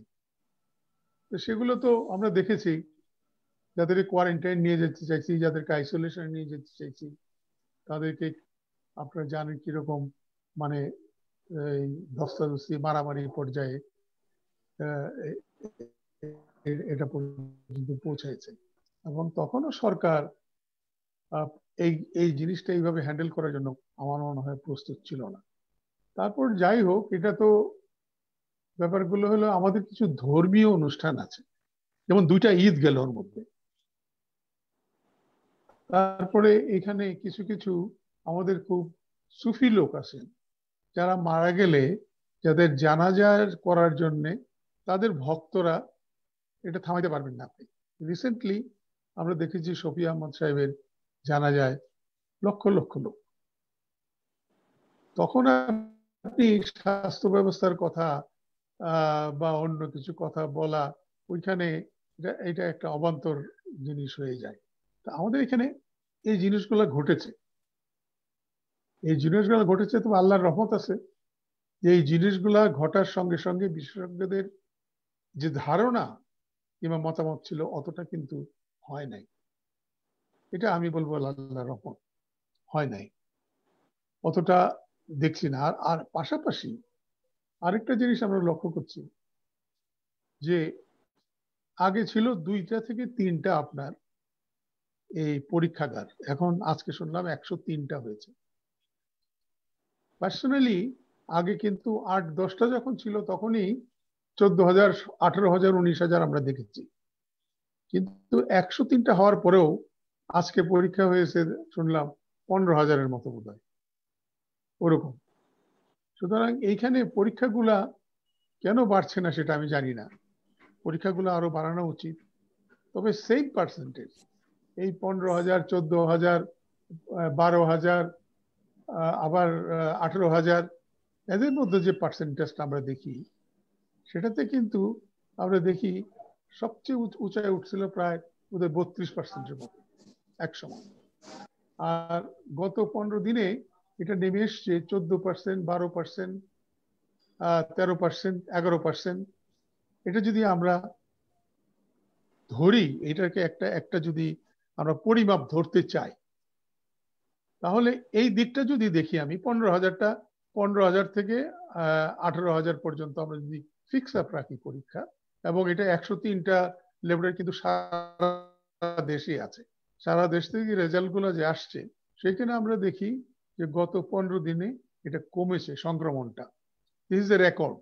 আচ্ছা, পাশাপাশি বিশেষজ্ঞরা বলার চেষ্টা করছেন যে এটা কমে নাই, এটা বাড়ছে। এখন বোঝা মুশকিল, আমি একটা পরিসংখ্যান একটা লাগবে তো, আমার পরিসংখ্যান ছাড়া তো আমি যে কোনো কথাই বলে দিতে পারি, কিন্তু তবে আমি এইটুক জানি আমার এলাকায় বাড়ছে না, গ্রামে গঞ্জে বাড়ছে না। বাড়ছে কোথায়? বাড়ছে শহরে, বাড়ছে ঢাকাতে, বাড়ছে ডিস্ট্রিক্ট শহরগুলোতে, বাড়ছে যেখানে আপনার লোকজন বেশি মেশামেশি করে সেখানে কিন্তু বাড়ছে। কিন্তু সেইভাবে আমি গ্রামে গঞ্জে এটা দেখি না। আর আমি দুদু সাহেবের সঙ্গে কথার একমত যে দুদিন আগে স্বাস্থ্যমন্ত্রী বলে বসলেন যে সেকেন্ড ওয়েভ আরম্ভ হয়ে গেছে। এখন এটা তো বলার অপেক্ষা রাখে না। আমরা সবাই ভাবতেছিলাম যে শীতকালে একটা সেকেন্ড ওয়েভ আসতে,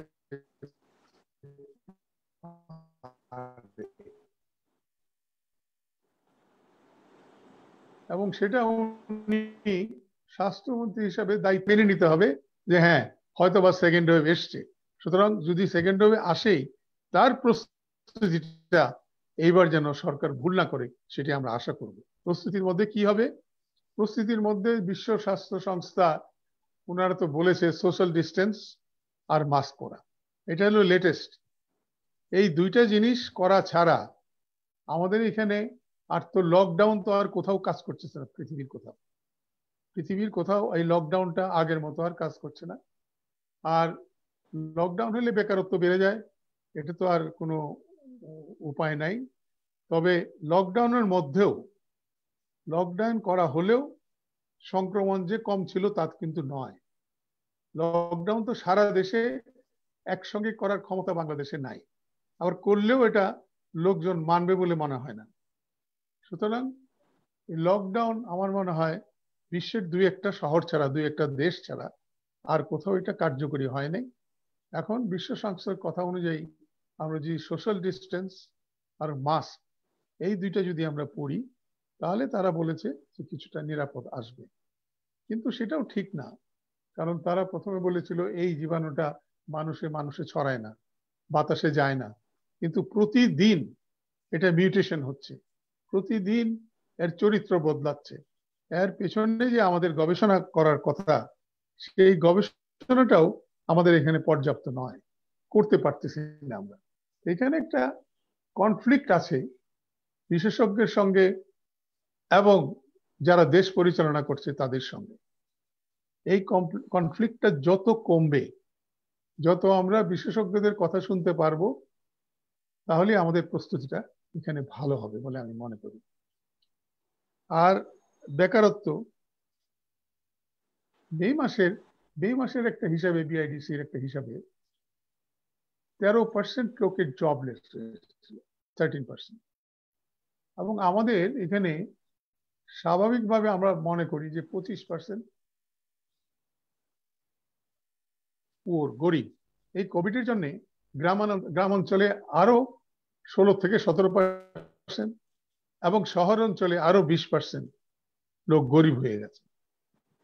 তার মানে আমরা বলতে পারি শহর অঞ্চলে প্রায় আগের 25% আর যোগ করে প্রায় 45% লোক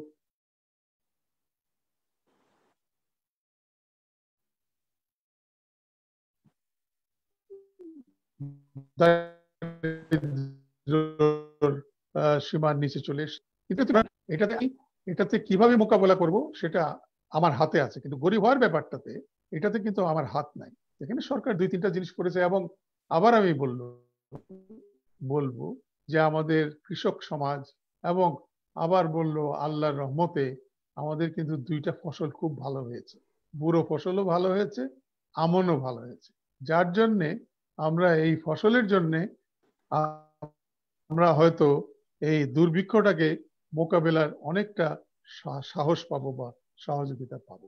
এটা হলো এক কথা। আরেকটা হলো প্রণোদনা। এই সরকার প্রথম থেকেই প্রণোদনা দিলেন উনি 5,000 কোটি টাকা গার্মেন্টস ফ্যাক্টরি। এখন তো আমরা এটা সুফল পাচ্ছি, তখন তো গার্মেন্টস ফ্যাক্টরি 5,000 টাকা না দিলে, 5,000 কোটি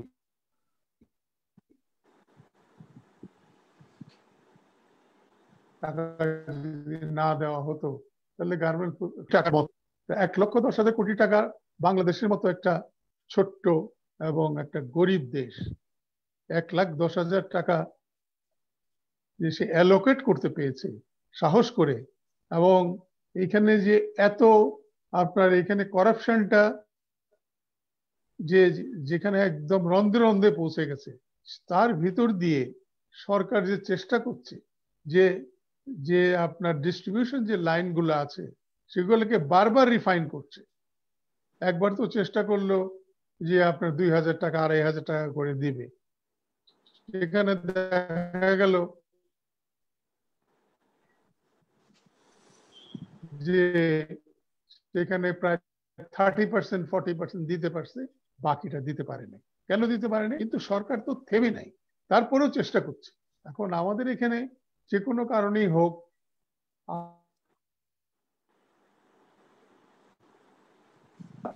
খুব বেশি করাপশনটা বেশি পছন্দ করি, সেটা রাজনীতিবিদই হোক, কোন পেশার লোক হোক। কোন সুযোগ যদি আমরা পাই সেটাকে আমরা ছাড়তে চাই না, এবং আমাদের দোষটা অন্যের ঘাড়ে চাপিয়ে দেওয়ার জন্য আমরা সবসময় সচেষ্ট থাকি। কিন্তু আমি নিজেই যে দুর্নীতি করছি সেটা খেয়াল রাখি না। এটার ফলটা এখন আমরা পাচ্ছি। যতগুলো চ্যানেল আমরা ওপেন করেছে, সরকার ওপেন করেছে, ততগুলো চ্যানেলে ভালো করে কাজ করছে না বলে এই 1,10,000 কোটি টাকা ডিস্ট্রিবিউট হচ্ছে না। তবে আমি যে বিআইডিসির যে রিপোর্টটা দিলাম সেটা ছিল মে মাস থেকে, এখন এইটা হলো সেপ্টেম্বর মাস। গত মাস থেকে কিন্তু ইমপ্রুভমেন্ট হয়েছে। গত মাস থেকে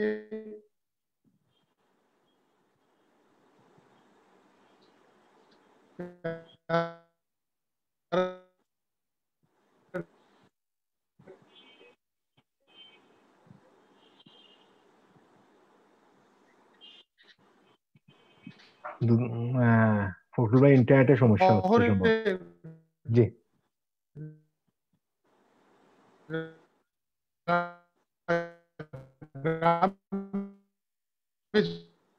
চলে গেছিল, তারা কিন্তু এখন শহরে এসছে, ফিরত এসছে, হচ্ছে, এবং সেটা বোঝা যায়। আপনি যানজটের কোনো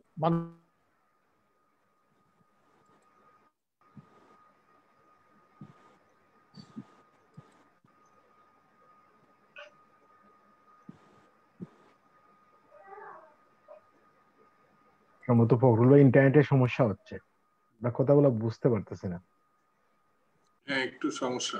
জি জি, আমি মনে হয় আবার আমরা আসবো, আমাদের মাননীয় সংসদ সদস্য ফখরুল হয়ে গেছে। আমি এখন যাব আমাদের প্রবাস দর্পণ চট্টগ্রাম ব্যুরো প্রধান শাহরি হাসান। আমরা অনেক দর্শক অনেক প্রশ্ন করতেছেন, এবং যদি আপনার কোনো প্রশ্ন থাকে আনমিট করতে হবে। জি, ধন্যবাদ আপনাকে আমাকে আবারও কথা বলতে সুযোগ দেওয়ার জন্য। আমি আজকের সম্মানিত আলোচক বৃন্দের কথাগুলো খুব মনোযোগ দিয়ে শুনছিলাম, এবং খুব প্রাণবন্ত আলোচনা হয়েছে। গঠনমূলক আলোচনা বলতে আমরা যেটা বুঝি, অর্থাৎ কি করা দরকার বা কি ঘটলো, সেই বিষয়গুলো খুব চমৎকারভাবে উপস্থাপন করেছেন প্রতিজন তাদের নিজ নিজ বক্তব্যে। নবীন নিয়ামত ভাই খুব সুন্দর করে আমাদেরকে তুলে ধরেছেন বিষয়টা, বেকারত্ব বা কর্মসংস্থান হারানো মানুষের যে অবস্থাটি, এবং এই প্রেক্ষাপটে মানুষের যে দুর্দশাটা আছে, সেই দুর্দশা লাঘবের বিষয়ে যে আমাদেরকে ভাবতে হবে, সেই বিষয়টি নবীন নিয়ামত সাহেব তার বক্তব্য উপস্থাপন করেছেন। আমরা আমরা সেখান থেকে কিছু আরোহণ করতে পেরেছি আমাদের একটা কর্মপদ্ধতি সম্পর্কে। শামসুজ্জামান দুদু অত্যন্ত একজন রাজনীতিবিদ, উনিও কোভিডের পরিস্থিতিটা নিয়ে চমৎকার কথা বলেছেন এবং উনি একটা মূল্যবান কথা বলেছেন, সেটা হচ্ছে কোভিডের পরিস্থিতি মোকাবেলা করা একা বা এককভাবে কারো পক্ষে সম্ভব নয়। হ্যাঁ, এটা একেবারে সত্যি কথা। কোনো রাজনৈতিক দল বা সরকার কাউ একা এটা মোকাবেলা সম্ভব নয়। এটা আমাদেরকে বুঝতে পারাটা, সব অঙ্গনে বুঝতে পারা উচিত। এই ব্যাপারে সরকারেরও যাদের সঙ্গে যোগাযোগ করে বিষয়টাকে আরো সামনে এগিয়ে নেওয়া দরকার, সেভাবে উদ্যোগ নেওয়া উচিত। এবং যারা সমাজকর্মী আছেন কিংবা রাজনৈতিক দল আছেন, তাদেরও সম্ভবত ভাবা উচিত সামনে যে ভয়াবহ পরিস্থিতি, একটা আশঙ্কা আছে, সেগুলোকে মোকাবেলা করার জন্য সরকার এবং অন্যান্য রাজনৈতিক দল, সেটা আমাদের ভাষায় আমরা বিরোধী রাজনৈতিক দল বলে যাই বলি, প্রত্যেকেরই তাদের আন্তরিকতা, তাদের এই যে মানবিক চিন্তা চেতনা দিয়ে আজকের যে আলোচনায় তারা কথা বলেছেন, নবীন নওয়াজ সাহেব এবং শামসুজ্জামান দুদু সাহেব, তাদের কথা থেকে আমরা প্রাণিত হয়েছি যে আশা করি আমরা সঙ্গে সুন্দর একটা পরিস্থিতি তৈরি করতে পারবো এই দুরবস্থা অতিক্রম করার জন্য। ফখরুল ইসলাম, মাননীয় সংসদ সদস্য ফখরুল ইমাম মহোদয় খুব সুন্দরভাবে কথাগুলো বলেছেন, আজকে তথ্য দিয়ে কথা বলেছেন। যেখানে যে বিষয়টি হয়নি সেটি উল্লেখ করেছেন, যেটা হয়েছে সেটি উল্লেখ করেছেন। তার কথা থেকে আমরা কিছু দিক নির্দেশনা আমরা পেয়েছি। মোটামুটি আমি যদি আপনাদের মূল্যবান বক্তব্যগুলোকে আমি সারাংশ হিসাবে ধরে নিই, তাহলে আমি বা আমার যারা দর্শক শ্রোতা আছেন তারা কিছু আপনাদের কাছ থেকে নিতে পেরেছেন যে আমাদের কর্মপদ্ধতি কি হতে পারে কিংবা পরিস্থিতিতে কি চলছে, সামনে আমাদের কি করা উচিত। তো আপনাদের প্রত্যেকের কথাকে একসাথে করে আমাদের যে বিষয়গুলো থাকে জনসাধারণের সাথে সম্পৃক্ত হওয়ার কারণে আমরা যে বিষয়গুলো বুঝি, সেই বিষয়গুলোর প্রেক্ষাপটে আজকের একটা বড় বিষয় ছিল বেকারত্ব, কর্মসংস্থান হারানো মানুষের যে আর্তনাদ, তাদের যে পীড়ন, তাদের যে দুর্দশা, সেটা লাঘব করার জন্য কি করা যেতে পারে। তো এটা হচ্ছে একটা অনেক বড় বিষয়। কারণ কি, কোভিড অতিক্রম করার জন্য বা কোভিডকে দাবিয়ে রাখার জন্য আমরা নিশ্চয়ই চেষ্টা করব, সেই সাথে মানুষকে তার চিকিৎসা নিতে হবে, তাকে খেতে হবে, তার সংসার চালাতে হবে, অফিসে চলতে হবে। এই বিষয়গুলো আমরা সমান্তরালভাবে কিভাবে করব, সেই দিক নির্দেশনাটা আপনাদের কাছ থেকে আসবে বলে আমি আশা করি। আর বেকারত্বের কিছু বিষয়, যেমন আমার একজন দর্শক চমৎকার করে লিখেছেন আজকের অনুষ্ঠান দেখার পর, তিনি লিখেছেন, আব্দুল সেলিম তার নাম, তিনি লিখেছেন, স্বাধীনতা পরবর্তী সব সরকারেরই সময়োপযোগী সিদ্ধান্তের অভাবেই দেশে বেকারত্বের হার বাড়ছে। যুক্ত করেছেন, উচ্চশিক্ষিতের হার দিন দিন বাড়ছে সময়োপযোগী শিক্ষা ব্যবস্থার অভাবের কারণে। খুব একটা ভুল লেখেননি, কারণ আমাদের শিক্ষা ব্যবস্থার পরিস্থিতি আমরা জানি। আমাদের বেকারত্ব এখন যেটা হয়েছে, কর্মসংস্থান হারানো মানুষ, আমাদের দুর্গতি এক নয়, আমাদের দুর্গতিটা যুগ্মভাবে চলছে। একটা হচ্ছে কি, আমরা এমনিতে বেকার ছিলাম, প্রচুর মানুষ বেকারত্বের বেড়া জালে মানুষ জড়িয়ে আছে, মানুষ লেখাপড়া শিখে চাকরি পাচ্ছে না, কর্মসংস্থানের জন্য দৌড়ছে, বিদেশে যাওয়ার চেষ্টা করছে, অনেকে পাচ্ছে অনেকে পাচ্ছে না। এর মধ্যে যুক্ত হয়েছে কোভিড-19 কারণে কর্মসংস্থান হারানো মানুষ। তার মানে কি, আমরা চাপটা এমন ভাবে এসেছে যে আমরা হয়তো আপাতত এই মুহূর্তে বুঝতে পারছি না, সামনে আমরা আরো বুঝতে পারবো যে ভয়াবহ পরিস্থিতিটা। একটু আক্ষেপ করে যদি বলি বা শ্লেষাত্মক করে বলি, আমাদের সরকার, প্রতিটা সরকার, আমি সরকারের কথা বলছি না, প্রতিটা সরকারই নজরদারিটা বেকারত্বের বিষয়ে আমার মনে হয় যিনি লিখেছেন তার মতো করেই বলতে হয়, বেকারত্বকে গুছিয়ে আনার জন্য। অর্থাৎ আমি আমার রাজনৈতিক কারণে গিয়ে আমার রাজনীতি যারা করে, আমার যারা ছেলে পেলে আছে তাদেরকে আমি একটা কাজে ঢুকিয়ে দিলাম, সেটা নয়। স্বাভাবিকভাবে যার সাধারণ নাগরিকের জন্য বেকারত্ব মোচনের জন্য যে ধরনের পদক্ষেপ বা যে ধরনের চিন্তা ভাবনা, যে ধরনের গবেষণা করা প্রয়োজন ছিল, আমাদের কোনো সরকার যথার্থ অর্থে সেভাবে করতে পেরেছেন কিনা, এটি নিয়ে প্রচুর মানুষের সংশয় আছে। শ্লেষাত্মকভাবে যেটা বলতে চেয়েছিলাম, ধরুন আমরা এইভাবে ধরি যে এই যে আপনার প্রসঙ্গক্রমে চলে আসা কথাটা, এই যে স্বাস্থ্য অধিদপ্তরের যে ড্রাইভার, হ্যাঁ, যিনি আপনার এই দুর্নীতির দায়ে আজকে গ্রেফতার হয়েছেন, তিনিও তো বেকারত্ব মোচনের জন্য অনেক বড় একটা উপকার করেছেন। ওনাকে নোবেল দেওয়া যেতে পারে। উনি 100 জন মানুষকে চাকরি দিয়েছেন, ওনার পরিবারের, ওনার স্ত্রী সহ, ওনার আত্মীয় স্বজন সহ 18-20 জন, 2 ডজন মানুষকে চাকরি দিয়েছেন। এর বাইরে আরো 100 জনকে মানুষ চাকরি দিয়েছেন। তো চমৎকার একটা বিষয়, বেকারত্ব মোচন একটা বড় পদক্ষেপ নিয়েছেন উনি। তো এই পদক্ষেপগুলোকে বন্ধ করে প্রকৃত অর্থে যে জায়গায় চাকরিগুলো দেওয়া হয়েছে, সেখানে যোগ্য ব্যক্তিকে, যোগ্য লোককে চাকরি দেওয়া যাচ্ছে কিনা, যারা চাকরিটা দিয়েছেন, এই ড্রাইভারের তো ক্ষমতা নেই সিগনেচার করে অ্যাপয়েন্টমেন্ট লেটার দিয়ে চাকরিতে ঢুকিয়ে দেওয়া। সিগনেচারটা কে করেছেন, অ্যাপয়েন্টমেন্ট লেটারটা কে ইস্যু করেছেন, ওনার ইন্টারভিউটা কে নিয়েছেন, কারা নিয়েছেন, কিভাবে নিয়েছেন। এখন অধিদপ্তর থেকে বলা হচ্ছে আমরা দায় জানি না, দুর্নীতির দায় কার। তো আমি বেকারত্ব থেকে বিষয়টা এসেছি। তো আমরা বেকারত্বের জন্য আমাদেরকে, আমার মনে হয় সবচেয়ে একটা প্রয়োজনীয় বিষয় আজকে কর্মসংস্থান হারানো মানুষ এবং বেকারত্ব গোছানোর জন্য আমরা আলোচক বৃন্দের কাছ থেকে যা পেয়েছি, চমৎকার তথ্য পেয়েছি, আমি তাদেরকে আরো সারগর্ভ আলোচনা আশা করি, যাতে করে জনগণ উপকৃত হয়। ধন্যবাদ সবাইকে। ধন্যবাদ শাহরিয়ার ভাই। আমি একটু যাবো আমাদের কক্সবাজার প্রতিনিধি কলিমুল্লাহ ভাই কাছে। কলিমুল্লাহ ভাই, আগে আপনি কিছু কথা বাকি রয়েছিল, আপনি বলতে চাচ্ছিলেন যে বিশেষ করে যে মাদক নিয়ে যে কথাগুলো বলতে চাচ্ছেন, আপনি যদি বলেন কি অবস্থা সর্বশেষ।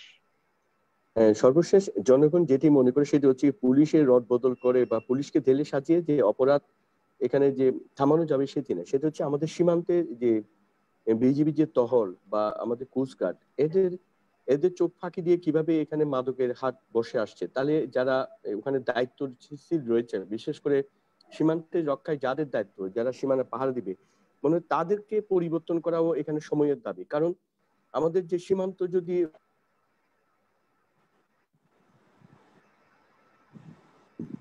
ওখানে দেখে যায় যে তো এটাকে রুট করতে হবে। এটাকে রুট করলে শুধু পুলিশকে সাজালে হবে না।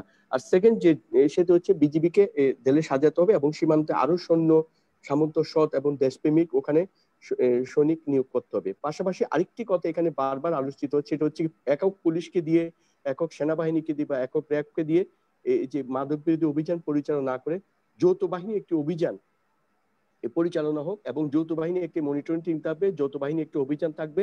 এর মধ্য দিয়ে এটি সমাধান করা সম্ভব। আমাদের পুলিশের মধ্যে যে আস্থার সংকট রয়েছে, আমাদের বিভিন্ন বাহিনীর মধ্যে যে আস্থার সংকট রয়েছে, সেটি দূর হওয়ার একমাত্র উপায় হচ্ছে আমাদের যৌথ বাহিনীর একটি মনিটরিং টিম, যৌথ বাহিনী একটি অভিযানে করার জন্য টিম তৈরি করে এবং সকলের প্রচেষ্টায় এটি করতে হবে। দুটি প্রসেস যে মানুষ গবেষণা করে, কক্সবাজারের মানুষ বা তাদের অভিজ্ঞতা থেকে দুটি কথা বারবার বলছে, সেটি হচ্ছে কি আমাদের বিজিবি যে ওখানে রাতের বেলায় বা ওরা সঠিক দায়িত্ব পালন করছে না।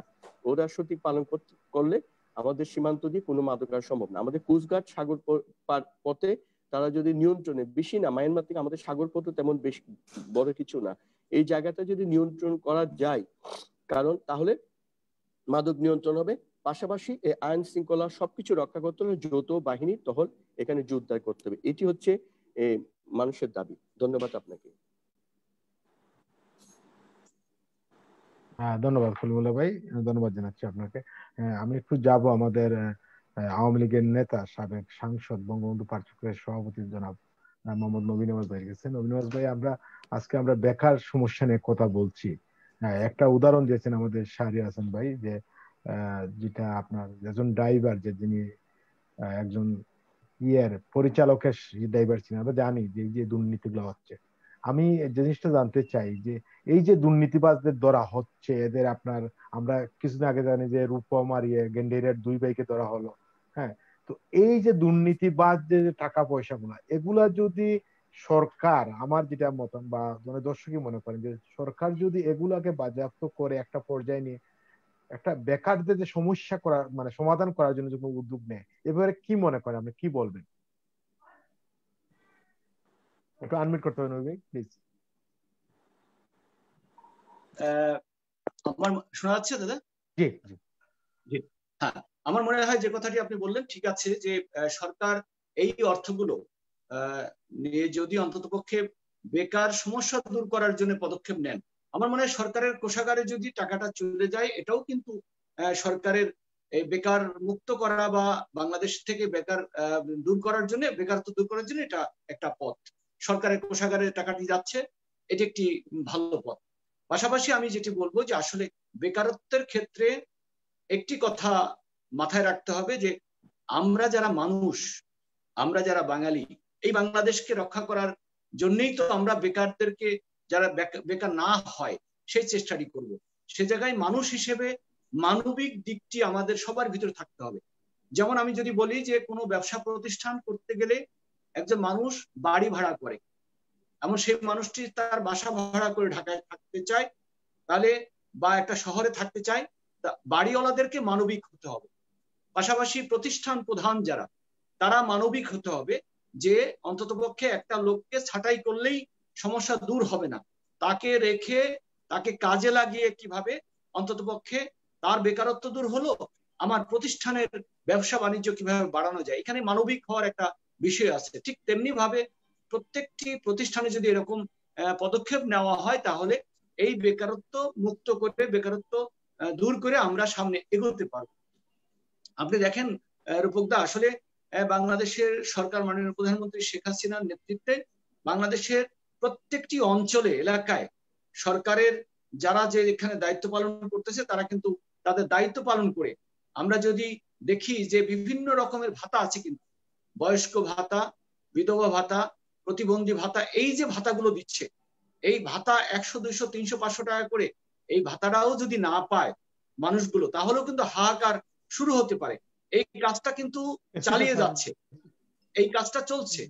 পাশাপাশি আপনি দেখেন যে সরকারের যে কথাটি বললেন, যে আমাদের কলিমুল্লাহ ভাই বললেন যে যদি ওখানে বিজিবির মধ্যে কোন রকম রদবদল অথবা কোন রকম পদক্ষেপ নেয়, বিজিবি যদি শক্ত হয়, সরকার এই জায়গাটায় স্টেপ নিলে ওখান থেকে মাদক আসারা বন্ধ হতে পারে। এই বিষয়টি যেমন বলেছেন, পাশাপাশি আমি বলবো যে যৌথ বাহিনী গঠন করে এটা মাদকের এই জায়গাটাকে মুক্ত করা যেতে পারে। আমি যেটা বলবো যে বেকার মুক্ত করার জন্য সবাইকে অবশ্যই হাত বাড়াতে হবে, যে মানবিক যেমন হতে হবে, মানুষের বিশেষ করে শ্রমিক ছাঁটাইতে শুরু করে শ্রমিকদের প্রতি যদি অবিচার করা হয়, তাহলেও কিন্তু সেই কাজটি হয়ে যেতে পারে।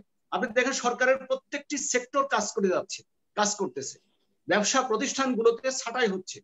তা আমি বলবো যে যেমন আপনার পেশার পরিবর্তন হয়েছে বাংলাদেশে, ঠিক তেমনি ভাবে যদি ব্যবসা বাণিজ্যের গতির ব্যাপারে যদি চিন্তা করা হয় এখন থেকে, যে এই করোনা থেকে মুক্ত হয়ে আমরা আগামী দিনে যদি সামনে এগোতে হয়, তাহলে ব্যবসা বাণিজ্যের জায়গাটিতে গতিশীল করার প্রয়োজন আছে।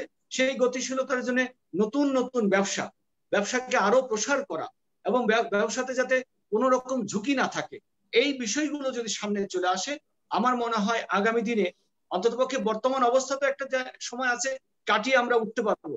একটা কথা এখানে দুদু ভাই বলেছেন, আমার ফখরুল ইমাম ভাইও বলেছেন, যে আসলে এই করোনা সম্পর্কে কারোর কিন্তু কোনো ধারণা নাই। সারা পৃথিবীতে যেভাবে এই করোনা বসেছে, একেবারে জাপটে বসেছে, এই করোনা মনে করতেছে যে আমরা যাব না। 100 বছর আগেও হয়তো কোনো একটি রোগ ছিল, কোনো একটি ভাইরাস ছিল, সেখান থেকে মোকাবেলা করে মানুষ জাতি কিন্তু আজকে এই জায়গায় চলে এসেছে। আবার 100 বছর পরে এই করোনার মতো একটি রোগ, আমরা ভয়ঙ্কর প্রথম থেকে কি অবস্থায় ছিলাম, লকডাউনে ছিলাম, ঘর থেকে সম্পূর্ণভাবে বের হইনি। আমরা এখন দূরত্ব বজায় রাখা, মাস্ক, এই দুটো বিষয় বেশি গুরুত্ব দিচ্ছি। আমরা আরো অনেক কিছু ছিল যেগুলো থেকে মুক্ত হয়ে আমরা সামনে এগোচ্ছি। দেখেন আমাদের দেশ কিন্তু বিশেষ করে অনুভূতির একটা জায়গা, বিশেষ করে আবেগের একটি জায়গা আছে, যেখানে আমরা ধর্মের কথা বলি। ওয়াজ মাহফিলের সময় আপনার মনে আছে যে ওয়াজ মাহফিলে যেভাবে বক্তব্য রেখে বলেছিল যে আমরা মসজিদে যাবই, কিন্তু সেই মানুষগুলো কিন্তু থেমে গিয়েছে। কখন? সেই মক্কা শরীফ যখন সেভাবে নিষেধাজ্ঞা দিয়ে দিল, তখন সেই হুজুররা, মাওলানারা, তারাও কিন্তু থমকে গিয়েছে। থমকে যেয়ে তারা কিন্তু সেই মসজিদে না যাওয়ার ব্যাপারে তারা ডাইরেক্ট না বলতে পারলেও কিন্তু তারা ইনি বিনি বলে শেষ পর্যন্ত থামিয়েছে। কারণ এরকম একটি করোনার মতো একটি রোগকে মোকাবেলা করার জন্য সকলের সার্বিক দিক থেকে সহযোগিতা না হলে আমরা এই বাঙালি জাতি, বাংলাদেশ আমরা মোকাবেলা করে আগাতে পারতাম না। আমার মনে হয় সেই মোকাবেলার জায়গাটিকে চিন্তা করে আমরা যদি সামনে এগোই, বিশেষ করে আমরা দূরত্ব বজায় রাখি, মাস্কের ব্যাপারটি বলি। এখানে দুদু ভাই একটি কথা বলে চমৎকার ভাবে বলেছেন যে আমরা মাস্ক ব্যবহার করি, পকেটে নেই কেউ এখানে থুতনির নিচে আমরা লাগিয়ে রাখি। এই যে কাজগুলো করি, অনেক সময় আবেগ দেখায়, যে আমরা বাঙালি আবেগ দেখাই, আবেগের কারণেও কিন্তু আমাদের জায়গাটি কিন্তু আমরা নিয়ন্ত্রণ। আমাদের ফখরুল ইমাম ভাই বলেছেন যে সর্বপ্রথমে যখন বিমানটি বিদেশ থেকে বাংলাদেশে নামলো, আমরা বারবার ভিডিওটি দেখেছি যে সে বাঙালি, বাংলাদেশের পুলিশকে সে ঘৃণা করে, বাংলাদেশের পুলিশের আইন সে মানবে না, সে বিদেশে ছিল, অনেক কিছু দেখেছে, কিন্তু কি আচরণটা না করলো। এই আমরা তো পুলিশকে দেখি যে আসলে পুলিশ অমানবিক হয়, কিন্তু ওই দিন পুলিশ যে ধৈর্য দেখিয়েছে, আমার মনে হয় এই লোকগুলোকে ধৈর্য তুলে নিয়ে যে যদি অন্ততপক্ষে কোয়ারেন্টাইনে রেখে অন্ততপক্ষে সামনে এগোতে পারতো, তাহলেও হয়তো নিয়ন্ত্রণ করতে পারতো। কিন্তু একটি বিষয় তো ঠিক, আমার শাহরির ভাই আছেন, কলিমুল্লাহ ভাই আছেন, স্বাভাবিক ভাই ওনারা সাংবাদিক, ওনারা তো লেখালেখি শুরু করতেন যে অমানবিক নির্যাতন করতেছে। আমরা তো দেখেছি পুলিশ যখন বেশি কঠোর হলো, তখন কিন্তু লেখালেখি শুরু হয়ে গেছিল যে মানবিক বিষয়, অনেক ভিডিও করে সেটাকে কিন্তু ফেসবুকে ছেড়ে দিয়েছে, আমরা দেখেছি। তো সেই জন্যই আমাদের দেশে অনেক রকমের তরাই উত্তরায়ের মধ্য দিয়েও কিন্তু আজকে করোনাকে এমন ভাবে মোকাবেলা করতে পেরেছি আমরা সবাই মিলে। আমি বলবো প্রত্যেকটি পেশায় যে যেখানে আছেন আপনারা সবাই মিলে কিন্তু সম্মিলিতভাবে এই চেষ্টাটা করার কারণে আমরা এই জায়গাটিতে এখনো রয়েছি। ঠিক তেমনি ভাবে আগামী দিনের বেকারত্ব দূর করার জন্য, বেকারত্বকে মোকাবেলা করার জন্য, বেকারত্বের মতো একটি ভাইরাস যদি আমাদের ঘাড়ে আরো বেশি চেপে বসে, তাহলে আমরা কিন্তু একেবারে নিশ্চিহ্ন হয়ে যেতে পারি এই বাঙালি জাতি। সেজন্যই আমি যে কথাটি বলেছি, মানবিক দিকটি বিবেচনা করতে হবে। মানবিক দিক যদি সবার ভিতরে আসে, একে অপরের সহযোগিতা করা, মানুষ হিসেবে একে অপরকে অন্তত ধৈর্যের সাথে সহ্য করে আমরা মানুষকে মানুষ মনে করে আমরা বেঁচে থাকার জন্য একটা চিন্তা চেতনা যদি মাথায় নিয়ে আসি, তাহলে সম্ভব। এই বাংলাদেশে কত না লোভ লালসা দেখছি আমরা। এই যে একজন ড্রাইভারের মতো একজন মানুষ, কত আমরা দেখছি, দেখেন তার পোশাক আশাক, তার চেহারা দেখে একেবারে পরেশগার মানুষ, তাকে কত বিশ্বাস করেছে। হয়তো ডিজি সাহেব না হয় বিশ্বাস করেছে অন্যভাবে, যে উনি 100 কোটি টাকা যখন লুট করতেছেন তখন তাকে 1 লাখ টাকা দিচ্ছে। উনি ডিজি সাহেব জানে যে আমার ড্রাইভার সাহেব এত পরেশগার হলো আমার কাছে 1 লাখ টাকা কিন্তু নিচ্ছে, আমার দুর্নীতির টাকা। আবার অনেক লোক কিন্তু বিশ্বাস করে ওনার কাছে টাকা দিয়েছে যে চাকরি দিয়ে দিবেন উনি, এমন ভাবেও কিন্তু করেছে। তো আমাদের দেশ বাংলাদেশ, আমরা অনেক রকমের অভিজ্ঞ এই 50 বছরে প্রচুর অভিজ্ঞতা হয়েছে। আজকে দুদু ভাই আমার মনে হয় যেভাবে কথা বলছেন, দুদু ভাইয়ের দলে, জাতীয়তাবাদী দল বিএনপিতে অনেকেই আছেন এই কথাগুলো এভাবে না বলে এই যে সরকারের বিপক্ষে অনেক কথা বলে ফেলতে পারতেন। আর দুদু ভাই বললে আমি কিন্তু বসে থাকতাম না। এই দেখেন আমাদের ভিতরে রিসার্চ করার ফখরুল ইমাম ভাই প্রস্তুতি নিয়ে এসেছেন, এখানে কত জেন্টেল থাকা যায়, কত ভদ্র থাকা যায়, যত কম কথা বলা যায়, যত বেফাস কথা কম বলা যায়, ফখরুল ইমাম ভাই চিন্তা করতেছেন এইভাবে। দুদু ভাই যদি কিছু কথা বেশি করে বলতেন, আমি আরেকটু বেশি করে বলতাম। এই যে আমাদের ভিতরে এই বলাবলির মধ্য দিয়ে বাংলাদেশকে আমরা এমন একটা জায়গায় নিয়ে যাচ্ছি, সেটি হচ্ছে কি, আমরা গণতন্ত্র ধরে রাখতে পারতেছি না, আমরা একে অপরকে বিশ্বাস করতে পারতেছি না। সেই জায়গাটিতে বেরিয়ে এসে যদি এই আলোচনা সমালোচনা ছোটখাটো বিষয়গুলো তুলে ধরে কোনোটা প্রশংসা করে উৎসাহিত করা যায়, কোনো কাজ তো ভালো কাজ হচ্ছে, সে জায়গায় যদি আমরা প্রশংসার কথাটি বলি, উৎসাহ দেওয়ার কথাটি বলি, তাহলে অবশ্যই দুদু ভাই যেভাবে প্রশংসা করে বা যৌক্তিক বিষয়টি তুলে ধরে বর্তমান অবস্থার প্রেক্ষিতে কথাটি বলে এগোচ্ছেন, দুদু ভাইয়ের কাছ থেকেও কিন্তু দুদু ভাইয়ের নেতারা কর্মীরা যারা এখন এই লাইভে দেখছে, তারাও কিন্তু একটা শিক্ষা নিতে পারে যে হ্যাঁ, দুদু ভাই যখন এত চমৎকার বলছে বা অনেকে এটা রিসিভ করছে, তাহলে এভাবেই আমি আগামী দিনে কথা বলতে গেলে, কোথাও যে বার্গেনিং করতে গেলে আমি যুক্তিতে এভাবেই কথা বলবো।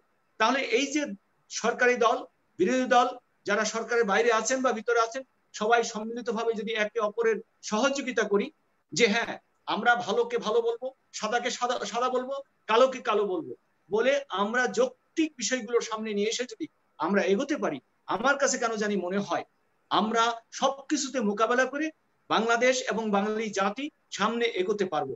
আমরা মিথ্যা তথ্য উপাত্ত দিয়ে মানুষকে বিভ্রান্ত না করে, মানুষকে হয়রানি না করে, দেখেন আমি হয়তো একটা কথা বললাম, অতীতের কোন একটি অভিজ্ঞতার কথা বলে আমি বললাম, সেটি একটু কড়া ভাষায় যদি বলে ফেলি, হয়তো আমার বিপক্ষে একজন থাকবেন, উনি কিন্তু সে ভাষাটিকে আবার একটু বানিয়ে বলারও চেষ্টা করবে, কারণ উনি ভাববে আমি মিডিয়া আসছে, আমার যারা ভক্তবৃন্দ যাদেরকে বলেছে দেখার জন্য, তারা তো ভাববে যে আমি উত্তরটি সেভাবে দিতে পারলাম না।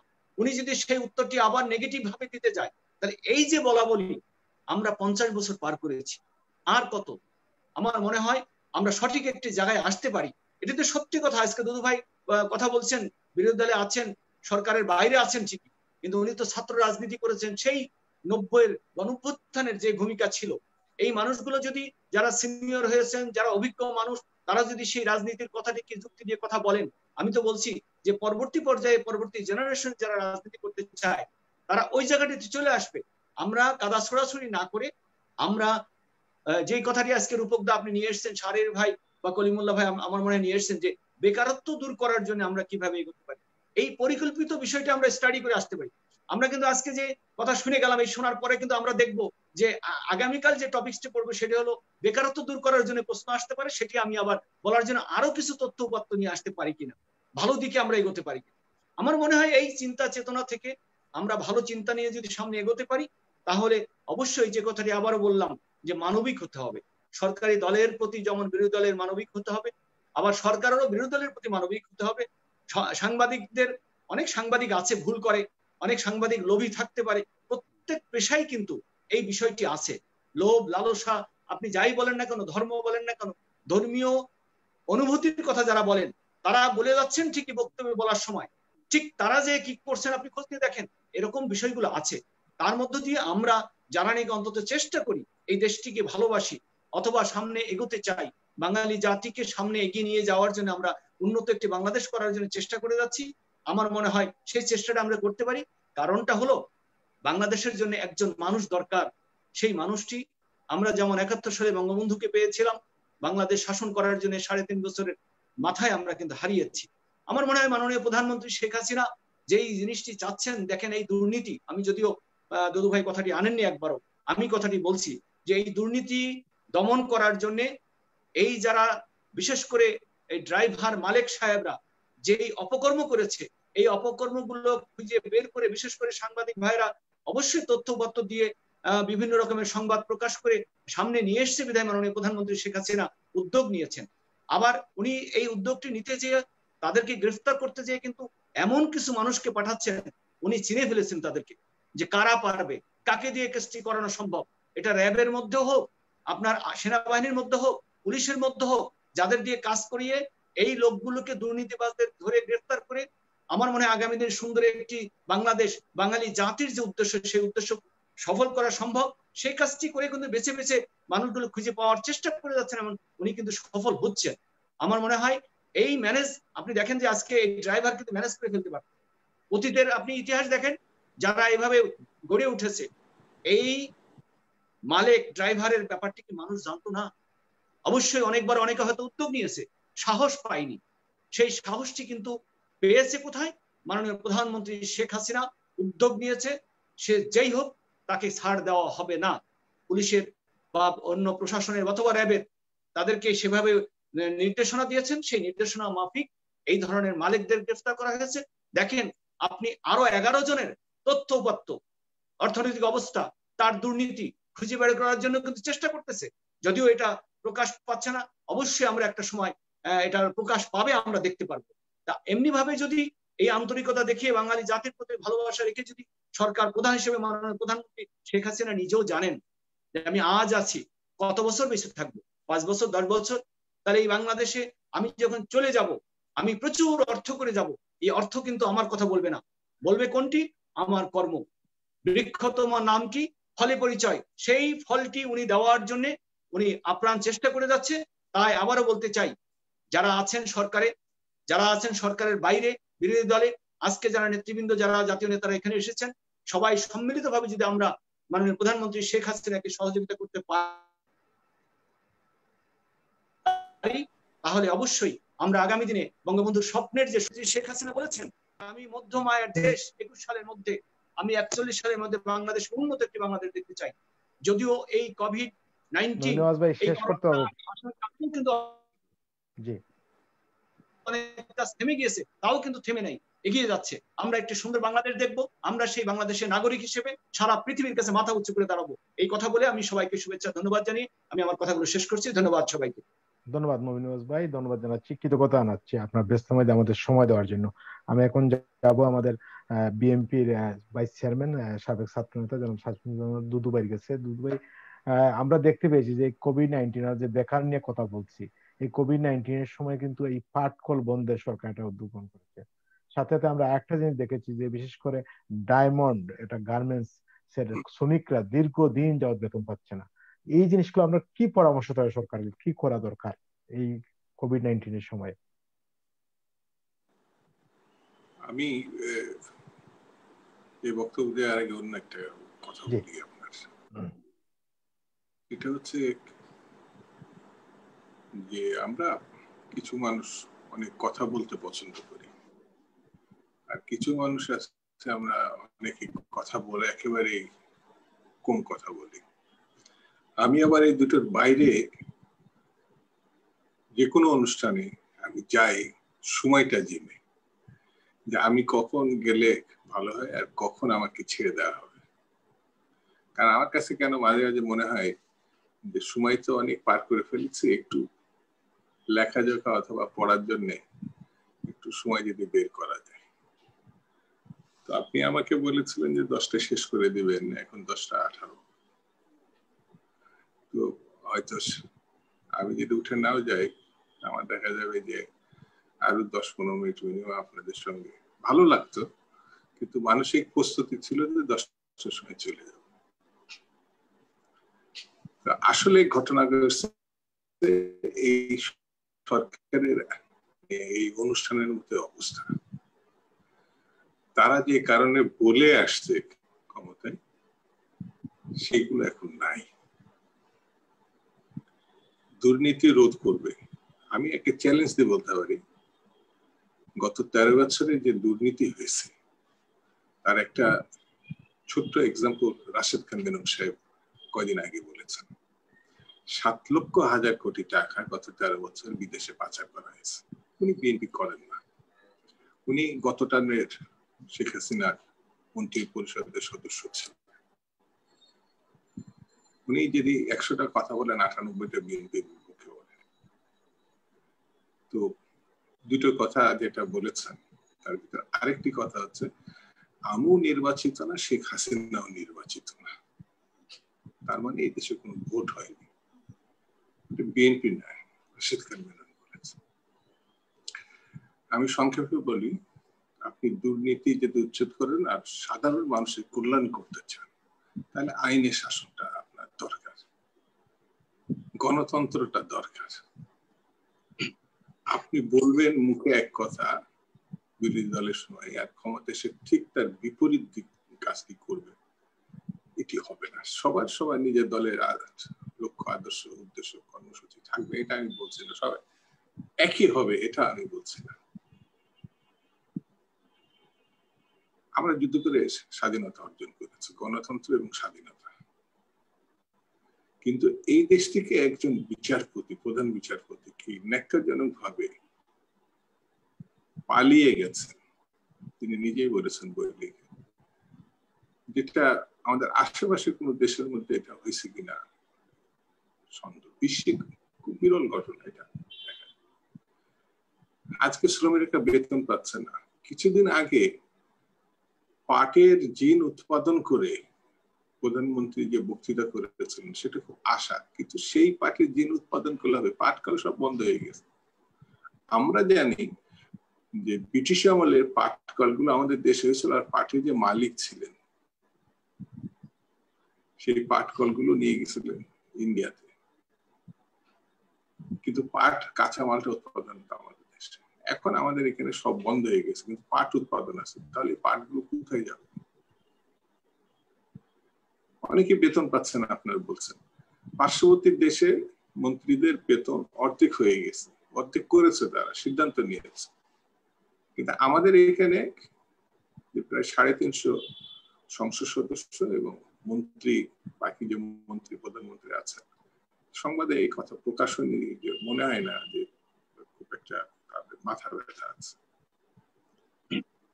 যে সুযোগ সুবিধাগুলো আগেও নিচ্ছিলেন, এখনো নিচ্ছে, হয়তো কোনো কোনো ক্ষেত্রে বেশি নিচ্ছে। আমরা পুলিশকে দোষারোপ করছি। পুলিশকে এই পর্যায়ে কারা এনেছে? পুলিশ তো মুক্তিযুদ্ধের প্রথম প্রত্যুষে রাজারবাগের প্রথম অস্ত্র ধরেছিল, কিন্তু আজকে পুলিশ এই পর্যায়ে আসছে কেন? তাদের ধারণা এই সরকার না থাকলে, আর এই সরকার না থাকলে, তাহলে পুলিশ কারো চাকরি থাকবে না। পুলিশকে এই দুর্নীতিগ্রস্ত বা এই যে ক্রসফায়ারের নামে এই যে তারা হত্যাকারী হিসাবে চিহ্নিত করা হলো। যদি আইন থাকতো, আইন কাজ করতো, তাহলে তো প্রদীপ প্রথমে একটি হত্যাকাণ্ড, পরেই তো সে গ্রেপ্তার হতো। সে কোনো দুর্নীতি করলে তো আইনের আশ্রয়ে তাকে লাগাম টেনে ধরতো। কিন্তু আমার কাছে মনে হয়েছে যে যত অন্যায় করতে পারে কোনো না কোনো ভাবে তাকে উৎসাহিত করা হয়েছে। এই যে সর্বশেষ আমরা পত্রিকায় দেখলাম নূরের উপরে যে হামলা হলো, নূরের সাবেক ভিপি ডাকসুর, তাকে নির্বিচারে পিটাইছে। সাংবিধানিক ভাবে আন্দোলন করা, এটা তো আমার গণতান্ত্রিক অধিকার, আমি মিছিল করব, এটা তো আমার গণতান্ত্রিক অধিকার। কিন্তু 10টার ভোট, 8টার ভোট রাত 12টার সময় হয়ে যাবে, এবং সেটা নির্বাচন কমিশনার আবার স্বীকার করবে যে আপনারা যদি ডিজিটাল সিস্টেমে আসতেন তাহলে তো রাত্রি হতো না। তারপরেও আমাদের এই লোককে গ্রেফতার করা হয়নি, চিফ ইলেকশন কমিশনার, তাকে দিয়ে আবার ভোটগুলো করানো হচ্ছে। একটি অসহায় পূর্ণ দম বন্ধ করার পরিস্থিতি বাংলাদেশে তৈরি হচ্ছে। আছে। আমরা যে যেভাবে বলি না কেন, শেখ মুজিবকে আমি ধন্যবাদ দিই, তিনি সমস্ত দলকে বাতিল করেছিলেন, সংবাদপত্র নিষিদ্ধ করেছিলেন 4টে বাদে। বাপের বেটা আইন করে তিনি করেছিলেন, আমার পছন্দ হোক আর না হোক, তিনি এটা মনে করেছিলেন এই পথে গেলে পরে বাংলাদেশে তিনি সমাজতন্ত্র প্রতিষ্ঠা করতে পারবেন। হয় নাই, কিন্তু তিনি আইন করে মানুষকে জানিয়ে এটা করেছিলেন, পার্লামেন্টে বক্তৃতা দিয়ে করেছিলেন। কিন্তু এখন বাকশাল নাই, কিন্তু বাকশালের বাপ আছে। এখন সংবাদপত্র আছে, কিন্তু কারো দু কলম লেখার সামর্থ্য নাই। লিখলে ডিজিটাল আইনে তাকে যে পরিস্থিতির মুখোমুখি হতে হবে সেটা আপনিও জানেন, আমিও জানি। সেই জন্য আমার কাছে মনে হয়েছে যে আমরা দুর্নীতি বলেন, মানবতা বলেন, যা কিছু ভালো কিছু যদি করতে হয়, আমি কিন্তু দলকে আক্রমণ করে বলছি না। আমি আমি আমার মতো করে বলেছি, আমার ঝিনাইদহের বন্ধু, উনি বলছেন যদি দুদু ভাই এটা বলতেন তাহলে তিনি এটা বলতেন, আমি তো বলি নাই। তার মানে ওনার মাথার মধ্যেই আছে যে এটা বলতে হবে। এটা না, এই করোনা কালীন সময়ে আমরা বেরিয়ে আসবো কি করে? আর আমাদের মহাব্যাধি, করোনার থেকেও ভয়ঙ্কর ব্যাধি, সেটা হচ্ছে দুর্নীতি। আপনি চিন্তা করতে পারেন, কল্পনা করা যায় যে একটা ছাত্রলীগের জেলা কমিটির সভাপতি 2000 কোটি টাকা বিদেশে পাচার করছে। এটা পত্রিকা আসছে। কোথায়? ফরিদপুরে। ফরিদপুর জায়গাটা কি? প্রধানমন্ত্রীর বিয়ের জায়গা। তিনি হাত দিয়েছেন, আমি বাহবা দিব, হ্যাঁ বাহবা দিব, হাত দিয়েছেন। কিন্তু এটা তো একটা জায়গায় একটা ছাত্রলীগের সভাপতি করেছে। সারা বাংলাদেশে কত সভাপতি আছে, আর কত হাজার কোটি টাকা গেছে, আর কত জানা উনি ঢাকাতে হাত দিলেন। কি কি হয়েছে? এখন সে মামলা হয়েছে। সেই জন্য আমার কাছে মনে হয় আইন সবার জন্য সমান হওয়ার দরকার। মুখ চিনে যদি আপনি আইনকে ব্যবহার করেন, তাহলে যে যা হওয়ার দরকার, যেভাবে হওয়ার দরকার, বাংলাদেশ সেই জায়গায় এসে দাঁড়াইছে। আমরা যদি করোনার থেকে বেরোতে, তাহলে পরে আইনের শাসন থাকতে হবে। আইনের শাসন কেন বলছি? আজকে স্বাস্থ্যমন্ত্রী যে উল্টাপাল্টা ব্যবস্থা করেছে, এখনো যে ভয়ঙ্কর অবস্থার মধ্যে আছে, তাকে থাকতেই হবে কেন? কিসের জন্য? আওয়ামী লীগের লোক নয়, চেষ্টা করা হতে পারে, কিন্তু জান নাই কোনো না কোনো সুতার শক্তি আছে, পক্ষে কাজ করছে। তো আমার কাছে যেটা মনে হয়েছে, বর্তমান সময়ে শুধু করোনার আমরা অতিক্রম করছি না। আপনি কক্সবাজারে যে ঘটনা হয়েছে, আপনি এটা ঠান্ডা মাথায় চিন্তা করেন, এমনই ভয়াবহ ঘটনা যে একটা জেলাতে সমস্ত পুলিশ অফিসার, কর্মকর্তা, সিপাই সব আপনাকে সরাতে হয়েছে। কোথায় নিবেন? এদের তো আপনি বদলি করছেন। এরা যদি অন্যায় বদলি করছেন, তাহলে ঝিনাইদহ চুয়াডাঙ্গার লোকগুলোকে সবাই এদিকে নিয়ে আসবেন। সব পুলিশই তো ভালো ছিল, কেন এখন আপনি পুলিশকে দোষারোপ? প্রশাসনে আপনি কল্পনা করা যায় যে খিচুড়ি রান্না করার জন্য বিদেশে আপনাকে টিম পাঠাতে কয়েক হাজার, পুকুর কাটা শিকার জন্য, ডাব পাড়ার জন্য, কিসের জন্য? এই প্রশাসনকে ধ্বংস করা হয়েছে, তাদেরকে দিয়ে এই যে অন্যায়গুলো করা হয়েছে, তাদেরকে এখন আপনার সান্ত্বনা পুরস্কার দেওয়া হচ্ছে, তাদেরকে বিদেশে পাঠানো। আমাদের অনেক সিএসপি ছিল, আইসিএস ছিল, ইন্ডিয়ান সিভিল সার্ভিসে, শুধু নাম করা না, সিভিল সার্ভিস এখন ধ্বংস করে ফেলেছি। আমরা খিচুড়ি রান্না করার জন্য সরকারি ভাবে পরিকল্পনা করে, এর আগে তো আমাদের মরে যাওয়া উচিত ছিল। এই প্রশাসন দিয়ে আমরা বাংলাদেশে দুর্নীতি মুক্ত করতে চাচ্ছি। খালি এই কথা বলতে ঠিক, এই জন্য 30 লক্ষ মানুষ শহীদ হয়েছে, এই জন্য 2 লক্ষ মানুষ আমরা মা বোন বেঁচে গেছে। আওয়ামী লীগের মতো একটা দল যারা ক্ষমতায় থাকা অবস্থায় এই জিনিসগুলো আমরা প্রত্যক্ষ করছি। সেই জন্য আমার কাছে মনে হয়েছে আইনের শাসন, গণতন্ত্র, মানবাধিকার যাই বলেন, এখানে গণতন্ত্র ফিরে আসা ছাড়া আমার কাছে মনে হয় না যে ভালো কিছু আমরা পরিস্থিতির মুখোমুখি হতে হবে। জবাবদিহিতা থাকতে হবে, আপনি জবাবদিহি আপনার করতে হবে। আপনি পাবলিক সার্ভেন্ট, আপনি এমপি হন বা মন্ত্রী হন, আপনি ভোট নিয়েছেন মানুষের, আপনি কেন জবাবদিহি করবেন না? তাকে আমি কেন বেতন দেব? রাষ্ট্রের টাকা, রিক্সাওয়ালার টাকা, কুলি মজুরের টাকা, আপনি জবাবদিহি করবেন না কেন? তাহলে কেন মুক্তিযুদ্ধ হয়েছিল? তাহলে কেন আমরা স্বাধীন হয়েছিলাম? এইসব বাহাদুরি কথা বলার আগে আমার কাছে মনে হয় যে আমাদের একটু নিজের দিকে তাকাতে হবে, সবাই আত্মসমালোচনাটা করতে হবে। তাহলে পরে আমার কাছে মনে হয় যে এই যে সংকট, এই সংকট থেকে আমরা বেরোতে ধন্যবাদ। ধন্যবাদ দুদু ভাই, ধন্যবাদ জানাচ্ছি। আমাকে একটু বলতে দিন রূপক দা, আমাকে একটু বলতে দিন। আপনি খুব সংক্ষিপ্ত প্লিজ, বলে খুব সংক্ষিপ্ত হবে, আর আমাদের অনুষ্ঠানের শেষ পর্যায়ে প্লিজ। না, দুদু ভাই একটা কথা বলেছেন যে আমি দুদু ভাইয়ের প্রশংসা করে ফেলেছি, এই প্রশংসাটা হয়তো ওনার যারা ভক্তবৃন্দ আছে তারা পছন্দ করবেন না, আর এই কারণেই দুদু ভাই শেষে কিন্তু একটু খোঁচাখুচি করেছেন।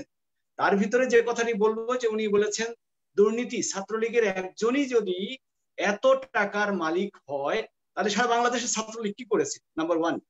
নাম্বার টু, নুরুর কথা বলেছে। নুরুর হলো ঢাকা বিশ্ববিদ্যালয়ের ভিপি। নুরুকে ব্যবহার করতেও অনেকে চায়। এটা ঢাকা বিশ্ববিদ্যালয় ক্যাম্পাসে আমাদের দুদু ভাই ছিলেন, জানেন যে দুদু ভাই সেই সময় সেই দুদু রিপন স্লোগান হলো, দুদু ভাইয়ের বড় সাইনবোর্ড আসলো আমার চোখে দেখা সেই মধুর ক্যান্টিনের সামনে। সেই সময় দেখেছি যে অন্য একটা গ্রুপ এসে ভাঙচুর করে কিনা করেছে। এই বাংলাদেশের মাটিতে কিন্তু হত্যা, গুম, বঙ্গবন্ধুর মতো মানুষের সপরিবারে হত্যা, 21 আগস্টের মতো ঘটনা, এগুলো ঘটেছে।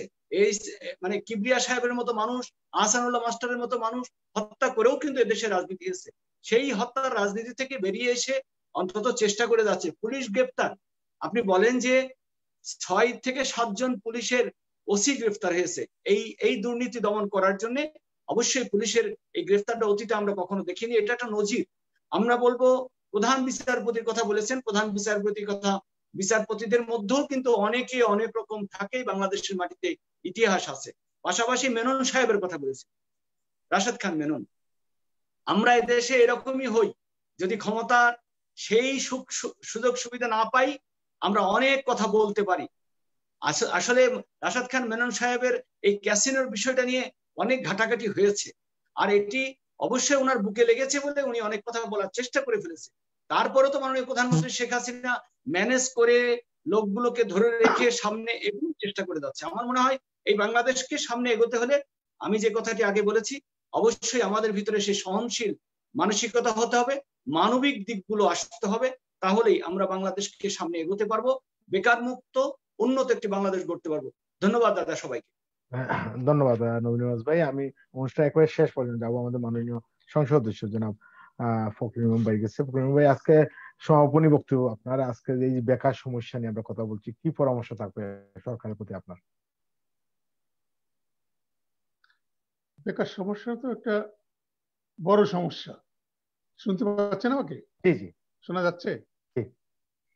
শোনা যাচ্ছে। এখন আমার মনে হয় যে বাংলাদেশের মানুষকে বোকা ভাবার কোনো অবকাশ নেই। আমি ব্যবসা করতাম, আমি রোজগার করতাম, আমাকে অন্য কেউ শিখাই দিবে এটা আমি মনে করি না। বাংলাদেশের মানুষ খুব ইনোভেটিভ। আপনি কৃষিকাজে আমি দেখেছি যে ধানের চেয়ে যেগুলো বেশি এখন অর্থকরী ফসল, লোকজন সেগুলো করা আরম্ভ করে দিয়েছে। সুতরাং আমার জীবিকা আমি কিভাবে করব সেটা কিন্তু লোকজন ভেবে নিয়েছে। যে আমি গ্রামে ফিরে এসেছিলাম, ঢাকা যাব, ঢাকা যাই কি করব, পথগুলো সব তারা জেনে নিয়েছে। এখন সরকারের তরফ থেকে হলো তাদেরকে সহযোগিতা করা। সরকারের দিক নির্দেশনা দেওয়ার এখানে আমার মনে হয় কিছু নাই, লোকগুলা নিজেরাই দিক। কারণ আপনি চিন্তা করেন, আমাদের 1,30,00,000 লোক বাইরে আছে, যাদের 10 জন করে ধরলেও মনে করেন প্রায় 10-12 কোটি টাকা, 10-12 কোটি লোক উপকার ভোগী। এবং রেমিটেন্সের দিকে যদি আপনি তাকান, 40 বিলিয়নের মতো রেমিটেন্স চলে আসছে। সুতরাং এখানে জনসাধারণ নিজেরাই, আমরা যেটা বলি না যে সবাই মিলে কাজ করব, তারা সবাই মিলে কাজ করছে। আমরা তো কথা বলি, আমরা দেখার সময় দেখি, কেউ বলি যে অর্ধেক গ্লাস খালি, কেউ বলি অর্ধেক গ্লাস ভর্তি। এটা তো আমার ব্যাপার, কিন্তু জনগণ তো বসে নাই, লোকজন বসে নাই, যার যার ব্যাপার সে করে নিয়েছে। আমরা তো তর্ক করে লাভ কি? এই দেশকে আওয়ামী লীগ একা শাসন করেছে নাকি? এই দেশ শাসন করেছে বিএনপি, এই দেশ শাসন করেছে আওয়ামী লীগ, এই দেশ শাসন করেছে জাতীয় পার্টি, এই দেশ শাসন করেছে আর্মি শাসিত এই দেশ ছিল অনেক দিন। সুতরাং এখানে সবার মধ্যে গলদ আছে। এখন আমি চান্স পাচ্ছি বলে আমি গলদটা তুলে ধরবো না, এটা কোনো কথা হলো? সেটা তো সেই ফোরাম তো এটা নয়। এই ফোরামটা ঠিক আমার মনে হয় না এটা একটা সত্যিকারের ফোরাম। আপনি যদি এরকম ডিবেট করতে চান, অনেক জায়গা আছে। আমি আগেও বলেছি, এখানে স্বল্প সময়ের মধ্যে আমাদের যে বেকার সমস্যাটা এবং কোভিড, যেটা আপনার অ্যাক্ট অফ গড আমাদের উপরে একটা বিপদ নেমে এসছে, সেটা কিভাবে আমরা উতরাবো সেটাই নিয়ে আমরা চিন্তা করব। উতরানোর ব্যাপার একটাই হলো যে আমরা এই যে সরকারকে আমরা অনুরোধ করব, সরকার যেন এই জনগণের যে ইচ্ছাটা, জনগণের যে দিক নির্দেশনা নিজেরাই যেটা নিয়েছে, সেটাকে সহযোগিতা করা, সেটাকে আরো প্রসারিত করা। আর দুর্নীতির কথা বলেন, দুর্নীতি কি এটা কোন আমলে না হয়েছে? প্রত্যেকটা আমলে দুর্নীতি হয়েছে, প্রত্যেকটা আমলে সুশাসনের অভাব ছিল, প্রত্যেকটা আমলে ইলেকশনের মধ্যে প্রবলেম ছিল, প্রত্যেকটা আমলে আপনার সুশাসনের অভাব ছিল, পুলিশ সবাই ব্যবহার করেছে। সুতরাং এগুলো নতুন ভাবে কিছু বলার নাই। বাংলাদেশ যেভাবে চলবে, আমরা যেভাবে চালাবো, পলিটিশিয়ানরা যেভাবে চালাবে সেভাবেই চলবে। জনসাধারণ যেভাবে আছে মানুষ, আমাদের তো এখন জনসাধারণ তো সম্পৃক্ত হয়ে গেছে পলিটিক্সের সঙ্গে। কোথায় নাই আপনি বলেন? প্রত্যেকটা দেশে। এখানে এখন আপনি দেখেন জার্মানিতে, ফ্রান্সে, ইভেন যুক্তরাষ্ট্রে মাস্ক পরবে না নিয়ে আন্দোলন হয়েছে, হয়েছে না? সুতরাং কোথাও এই যে কিছুদিন আগে দেখলাম জার্মানিতে যে আজান দিয়ে নামাজ পড়া যাবে না কেস হয়েছিল, সেটা মুসলমানরা জিতে গেছে। সুতরাং এইসব ব্যাপার তো থাকবে। এখন আমাদের কথা হচ্ছে আমরা বিপদে পড়েছি, কিভাবে উত্তরণ করব সেটাই আমাদের এখন আসল ভেবে দেখা উচিত। আমার কথা হলো যে সরকারকে অনুরোধ করব যে সরকার যেভাবে চলছে আরো সম্পৃক্ত করুক। আরো যারা কেউ যদি আসতে চায় এখানে সৎ উদ্দেশ্য নিয়ে, তাদেরকে সম্পৃক্ত করুক, সম্পৃক্ত করে এই দেশকে এগিয়ে নিয়ে যাক, এটি আমার প্রত্যাশা। ধন্যবাদ মাননীয় সংসদীয়, ধন্যবাদ জানাচ্ছি দুদু ভাইকে, ধন্যবাদ জানাচ্ছি অভিনবাস ভাইকে, কৃতজ্ঞতা জানাচ্ছি। আজকে আমরা আলোচনা থেকে বিশেষ করে বাংলাদেশের বেকার সমস্যা নিয়ে আমরা প্রবাসীরা গভীর উৎকণ্ঠায় আছি যে বাংলাদেশে কি হতে যাচ্ছে। আমাদের অনেক রাজনীতিবিদ এবং মাননীয় সংসদ সদস্যরা দিক নির্দেশনা দিয়েছেন। আমরা আশা করব আমাদের জনগণ, আমরা এই যে অনুষ্ঠানটা দেখছেন, আপনারা আগামী দিনেও এই জনগণের সচেতন হতে হবে, বিশেষ করে কোভিড-19 কে মোকাবিলা করতে জনগণ সচেতন হতে হবে। সবাইকে ধন্যবাদ জানাচ্ছি, কৃতজ্ঞতা জানাচ্ছি এবং আগামীকালকে অনুষ্ঠান বাংলাদেশ সময় রাত 9টায় 21 বিকাল 4টা দেখার আমন্ত্রণ জানিয়ে আমাদের অনুষ্ঠান শেষ করে সবাই ভালো থাকবেন, সুস্থ থাকবেন।